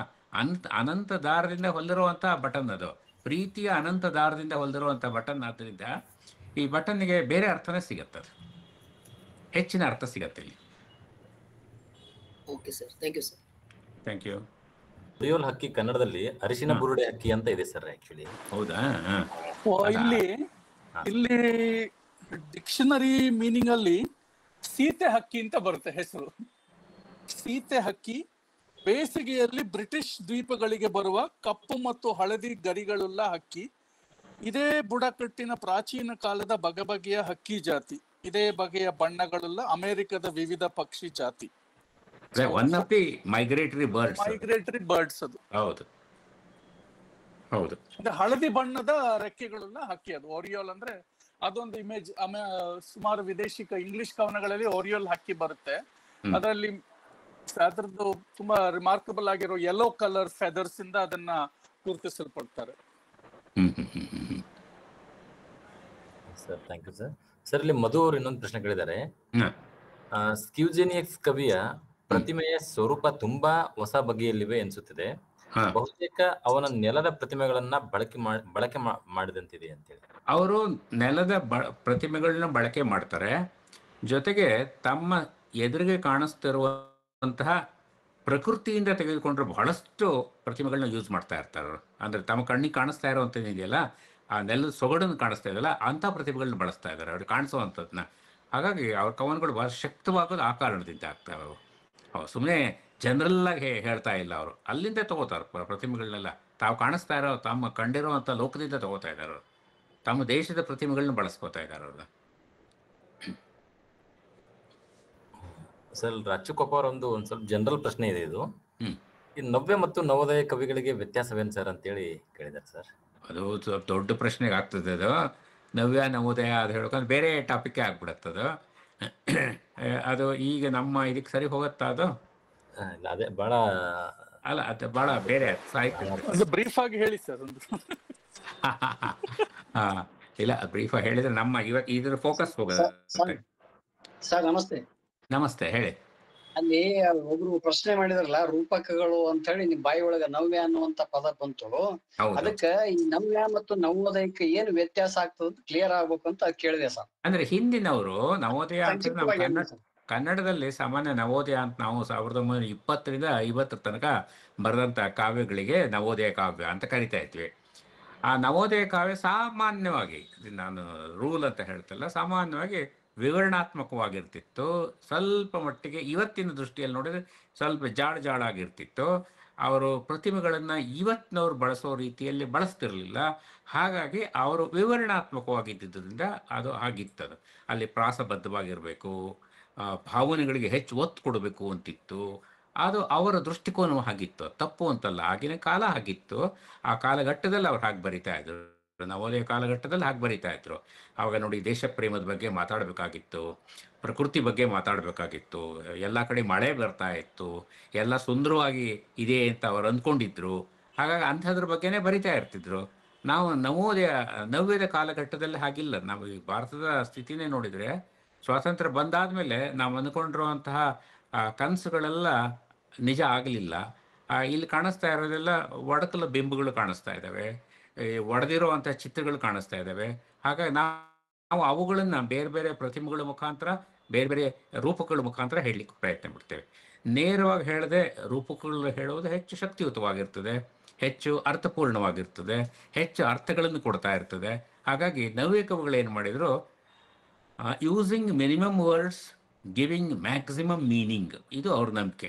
ಕಡಿಮೆ ಶಬ್ದಗಳನ್ನು ಬಳಸಬೇಕಪ್ಪ, ಅದು ಹೆಚ್ಚು ಅರ್ಥಗಳನ್ನ ಕೊಡಬೇಕು. ಹಾಗಾಗಿ ಕಾನ್ಸಂಟ್ರೇಷನ್ ಈಸ್ ಮೋರ್ ಇಂಪಾರ್ಟೆಂಟ್. ನವ್ಯ ಕಾವ್ಯದ ಮ್ಯಾನಿಫೆಸ್ಟೋ ಅಂತ ಹೇಳ್ತೀವಿ ಇಲ್ಲಿ. ಅಂದರೆ ನವ್ಯ ಕಾವ್ಯದಲ್ಲಿ ಕಾಣಿಸೋದು ಈ ಕಾನ್ಸಂಟ್ರೇಷನ್. ಇಮೇಜ್ಗಳನ್ನ ಗಟ್ಟಿಯಾಗಿ ಹಿಡಿದು ಹಾಕಿರ್ತಿದ್ರು, ಅದರೊಳಗೆ ಅರ್ಥಗಳನ್ನ ಹೊಮ್ಮಿಸ್ತಾ ಇರ್ತಿದ್ರು. ನಾನು ಇನ್ನೂ ಇದನ್ನ ವಿವರಿಸ್ಲಿಕ್ಕೆ ಹೇಳಬೇಕು, ಅನ್ನೇ ಒಂದು ಕ್ಲಾಸ್ ಮಾಡಬೇಕಾಗ್ತದೆ, ಬೇಡ ಈಗ. ಓಕೆ ಸರ್, ಧನ್ಯವಾದ. Thank you. ರಾಜೇಂದ್ರ ಅವರು ಒಂದು ಪ್ರಶ್ನೆ ಕೇಳಿದಾರೆ ಅಲ್ಲಿ, ರೂಪಕಗಳು ಕೆಲವೊಮ್ಮೆ ಕವಿತೆಯನ್ನ ಸಂಕಟಕ್ಕೆ ದೂಡುತ್ತವೆಯೇ? ಎಲ್ಲಿ ದುಡ್ತವೆ?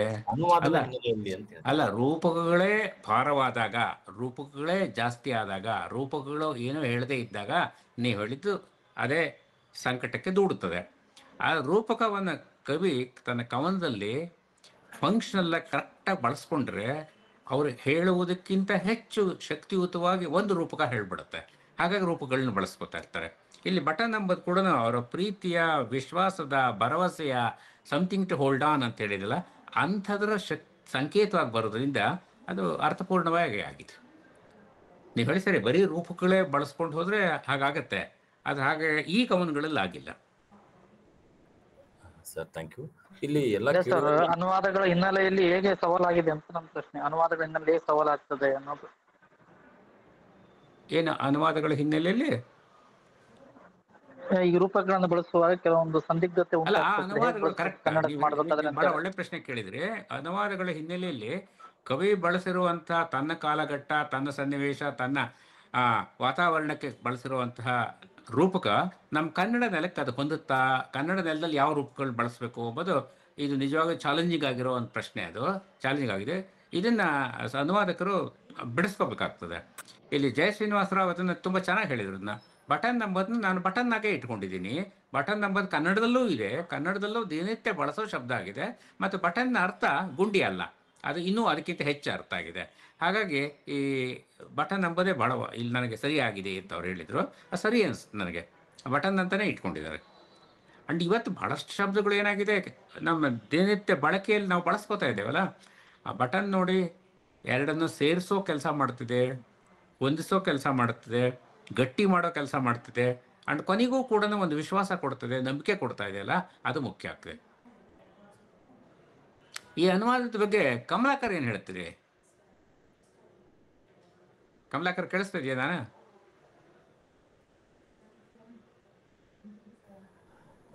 ಸರ್ ಇಲ್ಲಿ ಎಲ್ರಿಗೂ ಒಂದು ಮಾಹಿತಿ ಇದೆ, ಕೇಳಿಸ್ತಾ ಇದೆ. ಮುಗಿಲಿ, ಆಮೇಲೆ ನಾನು ಒಂದು ಪ್ರಶ್ನೆ ಇದೆ ಸರ್, ಅದು ಮುಗಿಸ್ಕೊಂಡು ಆಮೇಲೆ ನೀವು ಹೇಳುವಂತ. ಆಯ್ತು ಆಯ್ತು ಸರ್ ಇಲ್ಲಿ ಶ್ರೀನಿವಾಸರಾವ್ ಸರ್ ಅವರು ಒಂದು ಈ ಕವನದ ಮೂಲ ಲ್ಯಾಟಿನ್ ಭಾಷೆಯಲ್ಲಿ ಕೇಳುವಂತ ಒಂದು ಲಿಂಕ್ ಹಾಕಿದ್ದಾರೆ. ಆಸಕ್ತರು ಆ ಲಿಂಕ್ ಮೂಲಕ ನೀವು ಮೂಲ ಕವನವನ್ನ ಕೇಳಬಹುದು. ಆಮೇಲೆ ಇನ್ನೊಂದು ಪ್ರಶ್ನೆ ಇದೆ ಸರ್, ಇಲ್ಲಿ ಈ ಯುರೋಪಿನ ಮುಖ್ಯ ಕಾವ್ಯದ ಪ್ರತಿಮೆ ಸ್ವರೂಪಕ್ಕೂ ಬಾಲ್ಟಿಕ್ ಕಾವ್ಯದ ಪ್ರತಿಮಾ ಸ್ವರೂಪಕ್ಕೂ ಸಾಕಷ್ಟು ವ್ಯತ್ಯಾಸವಿದೆ ಅಂತೇಳಿ ಅನಿಸ್ತಿದೆ ಅಂತೇಳಿ ಅವರು ಹೇಳ್ತಿದ್ದಾರೆ ಸರ್. ಹೌದು, ಬಾಲ್ಟಿಕ್ನ ಪ್ರದೇಶದ ವಾತಾವರಣವೇ ಬೇರೆ, ಯುರೋಪಿನ ವಾತಾವರಣವೇ ಬೇರೆ ಮೊದಲೇದಕ್ಕೆ, ಆಯಿತಾ? ಹಾಗಾಗಿ ಅದಕ್ಕೂ ಇದಕ್ಕೂ ವ್ಯತ್ಯಾಸಗಳಿದೆ. ಬಟ್ ಇಲ್ಲಿರೋ ಕವನಗಳಲ್ಲಿ ಆ ಪ್ರಶ್ನೆ ಬರೋದಿಲ್ಲ. ಈ ಕವನಗಳಲ್ಲಿ ಬರಲಿ. ಇದು ಸಾಮಾನ್ಯವಾಗಿ ಎಲ್ಲರೂ ಬಳಸುವಂತಹ ಶಬ್ದಗಳನ್ನೇ ಇಲ್ಲಿ ಬಳಸಿದ್ದಾರೆ. ಎಲ್ಲರೂ ಬಳಸುವಂತಹ ಯೂನಿವರ್ಸಲ್ ಆಗಿರುವಂತಹ ಮೆಟಫರ್ಸ್ಗಳನ್ನೇ ಇವರು ಇಲ್ಲಿ ಬಳಸಿದ್ದಾರೆ. ಆದರೆ ನಿಜವಾಗ್ಲೂ ಹೇಳಬೇಕು ಅಂದರೆ ರಷ್ಯಾದ ಕೆಲವು ಪ್ರದೇಶಗಳು, ಅದಕ್ಕೂ ದೂರದಲ್ಲಿರುವಂತಹ ಈ ಲಿಥುವೇನಿಯಾ ಆಗಲಿ, ಲ್ಯಾಟ್ವಿಯಾ ಆಗಲಿ, ಅಲ್ಲಿರುವಂತಹ ಚಿತ್ರಗಳು ಇರ್ತಲ್ಲ, ಆ ಚಿತ್ರಗಳು ಯುರೋಪ್ಗಿಂತ ಭಿನ್ನ, ಆ ಚಿತ್ರಗಳು ಭಾರತಕ್ಕಿಂತ ಭಿನ್ನ ಆಗಿದೆ. ಅದು ಹಾಗೆ ಇರುತ್ತದೆ, ಅದೇನು ಮಾಡಲಿಕ್ಕಾಗಲ್ಲ, ಹಾಗಿರುತ್ತದೆ, ಹಾಗಿದೆ. ಬಟ್ ಈ ಕವನಗಳಲ್ಲಿ ಆ ಸಮಸ್ಯೆ ಇಲ್ಲ. Okay, thank you sir. Sir Kamalakar Bhat sir, ನೀವು ಮಾತಾಡ್ಬೋದು ಸರ್ ಈಗ.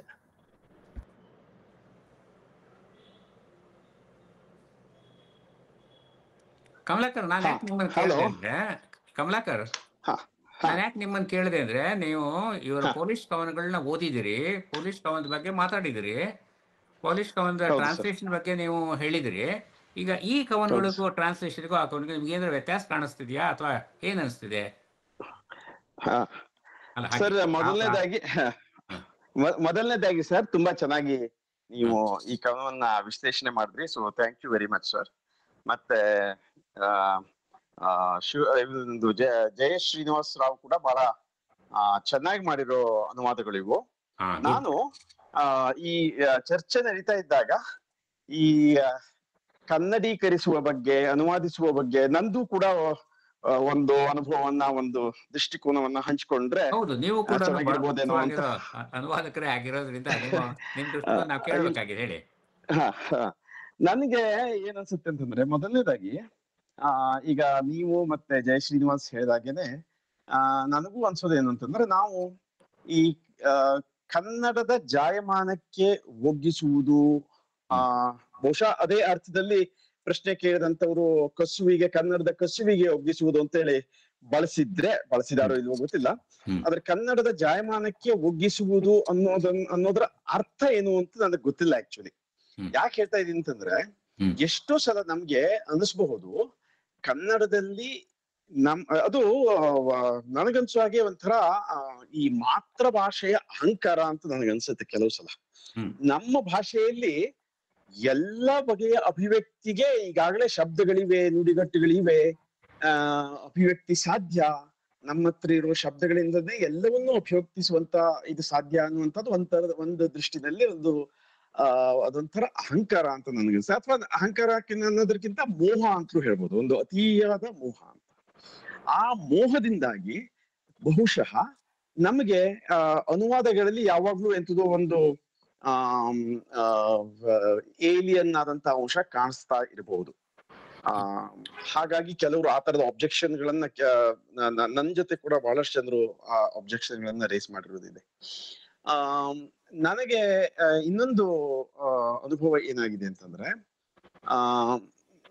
ನಾನು ನೋಡೋ ಪ್ರಕಾರ ಯಾವುದೇ ಭಾಷೆಯಲ್ಲೂ ಕೂಡ ಅಕಸ್ಮಾತ್ ಇದೆ ಅಂತಲೇ ಇಟ್ಕೋಣ, ಚರ್ಚೆಗೋಸ್ಕರ ಒಂದು ಭಾಷೆಯಲ್ಲಿ ತನಗೆ ಬೇಕಾದಂತ ಎಲ್ಲ ಬಗೆಯ ಅಭಿವ್ಯಕ್ತಿಗಳಿಗೆ, ಬೇರೆ ಸಂಸ್ಕೃತಿಯಿಂದ ಬಂದಂತ ಭಾವಕ್ಕೂ ಬೇಕಾದಂತ ಅಭಿವ್ಯಕ್ತಿ ಇದೆ ಅಂತಲೇ ಇಟ್ಕೊಂಡ್ರು ಕೂಡ, ಇನ್ನೊಂದು ಕಾರಣಕ್ಕಾಗಿ ಈಗ ಇಲ್ಲಿ ಜಯ ಶ್ರೀನಿವಾಸ್ ಹೇಳಿದಂತಹ ಅವ್ರು ಬಳಸಿದ ಶಬ್ದ ಮೂಲನಿಷ್ಠ ಅಂತ ಹೇಳಿ ಬಳಸಿದ್ದಾರೆ, ಅದ್ರ ಬಗ್ಗೆ ನಾನು ಮಾತನಾಡ್ಬೇಕು ಅಂತ ಅಂದ್ಕೊಂಡಿದ್ದೀನಿ. ಆದ್ರೆ ಬೇರೆ ಭಾಷೆ, ಬೇರೆ ಸಂಸ್ಕೃತಿ, ಬೇರೆ ಸಮಾಜದಿಂದ, ಬೇರೆ ಭಾಷೆಯಿಂದ ಆ ಸಂಸ್ಕೃತಿ ಬರುತ್ತೆ ನಮ್ಗೆ. ಹಾಗಾಗಿ ಅದರಲ್ಲಿರುವಂತ ಫಾರಿನ್ನೆಸ್ ಇದೆಯಲ್ಲ, ಆ ಫಾರಿನ್ನೆಸ್ ಕೂಡ ಆ ಭಾಷೆ, ಆ ಶಬ್ದಗಳು, ಈ ಚೆರ್ರಿ ಮರ ಅನ್ನೋದು, ಓರಿಯಲ್ ಅನ್ನೋದು ಅದ್ರ ಮೂಲಕ ನಮಗೆ ಬರ್ತಾ ಇರುತ್ತೆ. ಅದು ನನಗೆ ಕನ್ನಡದಲ್ಲಿ ಅದಕ್ಕೆ ಈಕ್ವಿವೆಲೆಂಟ್ ಶಬ್ದ ಇದ್ರೆ ಅದನ್ನೇ ಬಳಸ್ಬೇಕಾ ಅಥವಾ ಓರಿಯಲ್ಲೇ ಬಳಸ್ಲಾ? ಈಗ ಓರಿಯಲ್ಗೆ ಅಕಸ್ಮಾತ್ ಕನ್ನಡದಲ್ಲಿ ಒಂದು ಒಳ್ಳೆ ಶಬ್ದ ಇದೆ ಅಂತ ಇಟ್ಕೊಳ್ಳೋಣ, ಆದ್ರೂ ಕೂಡ ಓರಿಯಲ್ ಬಳಸ್ಬೋದಲ್ಲ ನಾವು. ಬಟನ್ನಿಗೆ ಗುಂಡಿನೇ ಎಕ್ಸಾಕ್ಟ್ ಶಬ್ದ ಅಂತ ಇಟ್ಕೊಳ್ಳೋಣ ಚರ್ಚೆಗೋಸ್ಕರ, ಆದ್ರೂ ಕೂಡ ನಾವು ಬಟನ್ ಬಳಸ್ಬೋದು ಅಂತ ನನಗನ್ಸುತ್ತೆ. ಯಾಕೆ ಅಂತಂದ್ರೆ, ಒಂದು ಸ್ತರದಲ್ಲಿ, ಒಂದು ಹಂತದಲ್ಲಿ ಬೇರೆ ಸಂಸ್ಕೃತಿಯಿಂದ ಬಂದಂತಹ ಅನುವಾದ ಆಗ್ತಾ ಇರೋದು ಯಾವಾಗ್ಲೂ ಬೇರೆ ಸಂಸ್ಕೃತಿಯಿಂದ ಬಂದಿರುತ್ತೆ. ಆ ಬೇರೆ ಸಂಸ್ಕೃತಿಯಿಂದ ಇದು ಬಂದಿದೆ ಅನ್ನೋದು ಕೂಡ ಅನುವಾದ ಹೇಳ್ತಾ ಇರ್ಬೇಕು. ಇದು ಕನ್ನಡದ ಕವನ ಅಂತ ಅನಿಸ್ಬೇಕು ಅಂತ ನಾವು ಯಾವಾಗೂ ಹೇಳ್ಕೊತಾ ಇರ್ತೀವಿ, ಆದ್ರೆ ಅದು ಕನ್ನಡದ ಕವನ ಅಲ್ಲ ಅನ್ನೋದೇ ಓದುಗರಿಗೆ ಅನುಭವ ಆಗ್ಬೇಕು ಅಂತ ನಾನು ಕೂಡ ಜಯ ಶ್ರೀನಿವಾಸ್ ಜೊತೆ ಅಗ್ರಿ ಮಾಡ್ತೀನಿ. ನೀವು ಕೂಡ ಅದನ್ನ ಹೇಳಿದ್ದೀರಾ. ಅಂದ್ರೆ ಅನ್ಯ ಸಂಸ್ಕೃತಿ ಜೊತೆಗೆ ನಾವು ವ್ಯವಹರಿಸ್ತಾ ಇರ್ಬೇಕಾದ್ರೆ, ನಾವು ಅನುಸಂಧಾನ ಮಾಡ್ಕೋತಾ ಇರ್ಬೇಕಾದ್ರೆ, ಆ ಅನ್ಯ ಸಂಸ್ಕೃತಿಯ ಕೆಲವು ಅಂಶಗಳನ್ನು ಕೂಡ ನಮ್ಮೊಳಗೆ ಬರ್ಬೇಕಪ್ಪ. ಅದು ಅನ್ಯತ್ವದ ಜೊತೆಗೆ ನಾವು ನಡೆಸುವಂತ ಒಂದು ಬಗೆಯ ಕೊಡುಕೊಳ್ಳುವಿಕೆ. ಅದರಲ್ಲಿ ಅದ್ ಎಲ್ಲದೂ ನಮ್ಮ ಇದ್ರೊಳಗೇನೆ ಕನ್ವರ್ಟ್ ಆಗ್ಬಿಡ್ಬೇಕು ಅನ್ನುವಂತ ಹಠನೂ ಕೂಡ ಯಾಕೋ ಅದು ಬಹುಶಃ ಅಷ್ಟೇನು ಒಳ್ಳೆ ಹಠ ಅಲ್ಲ ಅಂತ ನನಗನ್ಸುತ್ತೆ. ಅಲ್ಲೇ ಕಮಲಾಕರ್ ಇನ್ನೊಂದು ಮಾತು ಹೇಳ್ತೀನಿ, ನೀವು ಹೇಳಿದ್ದಕ್ಕೆ ಪೂರಕವಾಗಿ.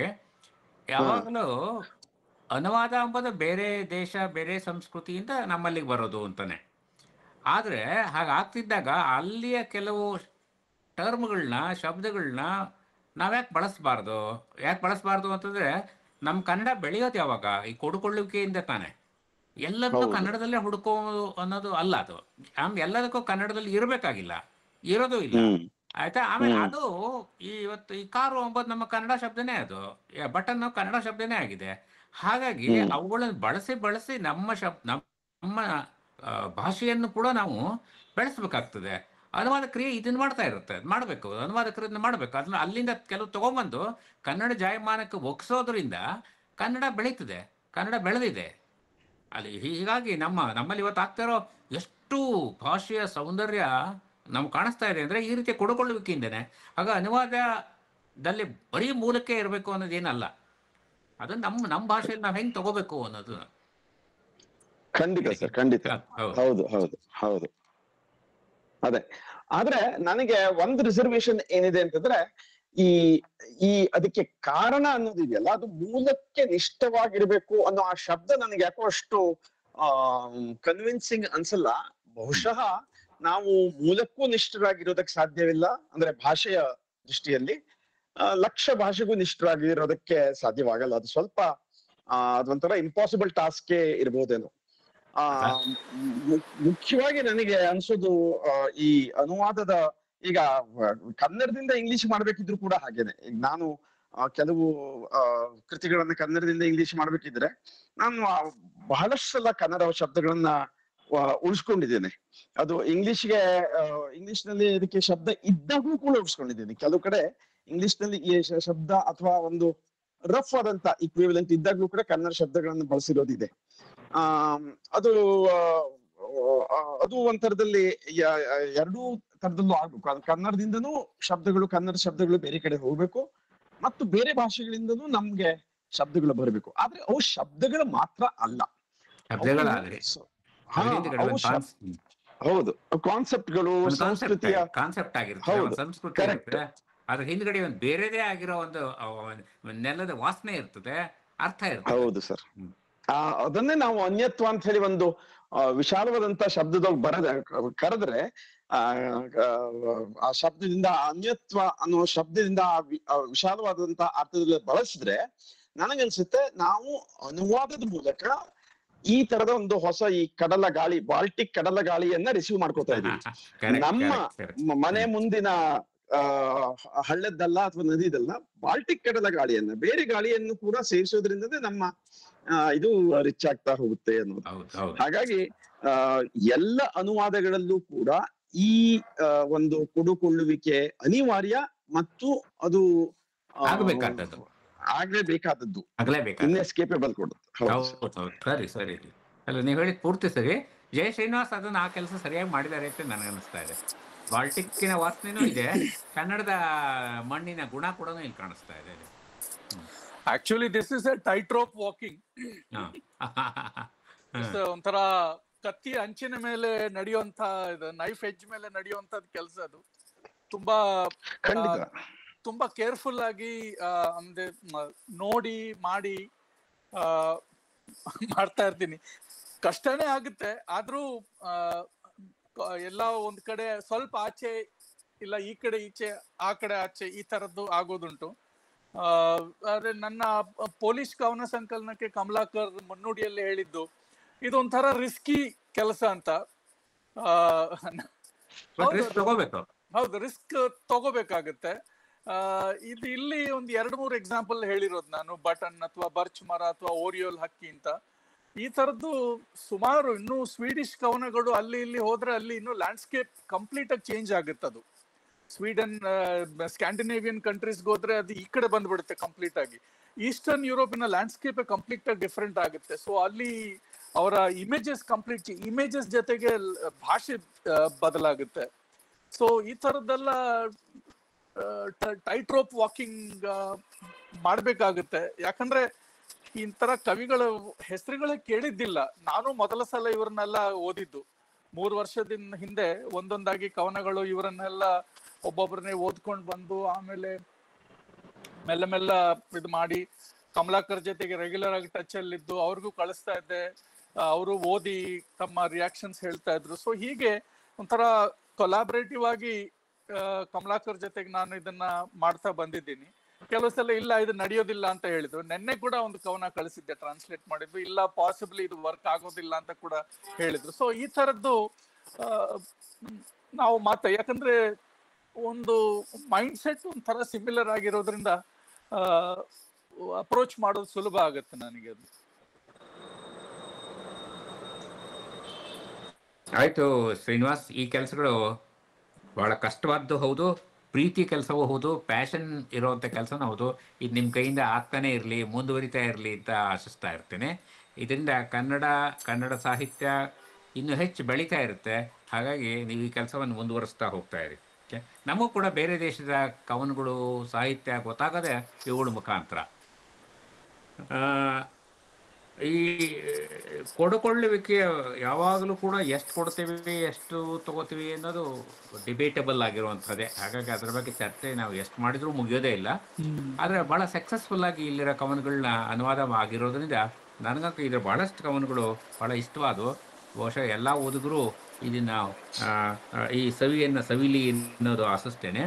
ಹಾಗೇನೆ ಕಾರ್ಯಕ್ರಮ ಮುಗಿಸೋ ಮೊದಲು ಇನ್ನೊಂದು ಮಾತು ಸರ್, ಇನ್ನೊಂದು ಮಾತು ಅಂದ್ರೆ ಈ ಕವನ ಸಂಕಲನವನ್ನು ದೊಡ್ಡ ರಿಸ್ಕ್ ತಗೊಂಡು ಬಸವರಾಜ ಕೋಡಗಂಟಿ ಅವರು ಪಬ್ಲಿಷ್ ಮಾಡಿದ್ದಾರೆ. ನಾನು ಅದನ್ನ ಹೇಳ್ತಾ ಇದ್ದೆ ಈಗ. ಭಂಡಾರ ಪ್ರಕಾಶನದವರು ಇದನ್ನ ಪಬ್ಲಿಷ್ ಮಾಡಿದ್ದಾರೆ. ಕೇಶವ್ ಮಳಿಗೆ ಅವರು ರೆಕಮೆಂಡ್ ಮಾಡಿದ್ರು. ಸೊ ಇದರಲ್ಲೆಲ್ಲ ಇವರ ಒಂದು ಸಪೋರ್ಟ್ ತುಂಬಾ ಇದಾಗಿದೆ. ಪ್ರತಿ ಇದರಲ್ಲೂ ಪರಶುರಾಮ ಕೋಡಗುಂಟಿ ಅವರು ಇದನ್ನ ತುಂಬಾ ತಾಳ್ಮೆಯಿಂದ ಅಂದ್ರೆ ಪ್ರೂಫ್ ರೀಡಿಂಗ್ ಟೈಮ್ ನಲ್ಲಿ ಸುಮಾರು ಹೊತ್ತು ತಗೊಂಡು ಇದನ್ನೆಲ್ಲ ಮಾಡಿ ತುಂಬಾ ಚೆನ್ನಾಗಿ ಪುಸ್ತಕ ಪ್ರಕಟವಾಗಿದೆ. ತುಂಬಾ ಎಲ್ರಿಗೂ ಒಂಥರ ಪುಸ್ತಕದ ವಿನ್ಯಾಸ, ಪುಸ್ತಕದಲ್ಲಿರುವ ಫಾರ್ಮ್ಯಾಟ್ ಎಲ್ಲ ತುಂಬಾ ಇಷ್ಟವಾಯ್ತು. ಸೊ ಸುಮಾರು ಜನಕ್ಕೆ ನಾನು ರೆಕಮೆಂಡ್ ಮಾಡಿದ್ದೇನೆ, ಸುಮಾರು ಜನ ಕೊಂಡಿದ್ದಾರೆ ಕೂಡ. ಸೊ ಅದಕ್ಕೆ ಈ ತರದೊಂದು ಸಪೋರ್ಟ್ ಸಿಕ್ಕಿದ್ರೆ ಅಂದ್ರೆ ಮುಂದುವರಿಲಿಕ್ಕೆ ನಮಗೂ ಒಂಥರ ಸ್ಫೂರ್ತಿ ಸಿಗುತ್ತೆ. ಸೊ ಭಂಡಾರ ಪ್ರಕಾಶನ ಮತ್ತು ಬಸವರಾಜ ಕೊಡಗುಂಟಿ ಸರ್ ಅವರಿಗೆ, ಪರಶುರಾಮ ಕೊಡಗುಂಟಿ ಸರ್ ಅವರಿಗೆ ತುಂಬಾ ತುಂಬಾ ಧನ್ಯವಾದಗಳು ಈ ಪುಸ್ತಕ ಪ್ರಕಟಿಸಿದ್ದಕ್ಕೆ. ಕಾರ್ಯಕ್ರಮ ಮುಗಿಸೋ ಮೊದಲು ನಾನು ಕೂಡ ಈ ಕಾರ್ಯಕ್ರಮವನ್ನು ಆಯೋಜಿಸಿರುವಂತಹ ಭಂಡಾರ ಪ್ರಕಾಶನದವರಿಗೆ ಮತ್ತು ಈ ಪುಸ್ತಕವನ್ನು ನನಗೆ ದೊರಕುವಂತೆ ಮಾಡಿರುವಂತಹ ಜಯಶ್ರೀನಿವಾಸರವರಿಗೆ, ಇದನ್ನು ಓದಲಿಕ್ಕೆ ಹಚ್ಚಿರುವಂತಹ ಮಧು ಬಿರಾದಾರರವರಿಗೆ, ಮಾತಾಡಲಿಕ್ಕೆ ಅವಕಾಶವನ್ನು ಕೊಟ್ಟ ಎಲ್ಲ ಆಯೋಜಕರಿಗೆ ಮತ್ತೊಮ್ಮೆ ನಾನು ವಂದಿಸ್ತಾ ನನ್ನ ಮಾತನ್ನು ನಾನು ಮುಗಿಸ್ತೇನೆ. ಎಲ್ಲರಿಗೂ ಧನ್ಯವಾದಗಳು. ನಮಸ್ಕಾರ. Thank you so much sir.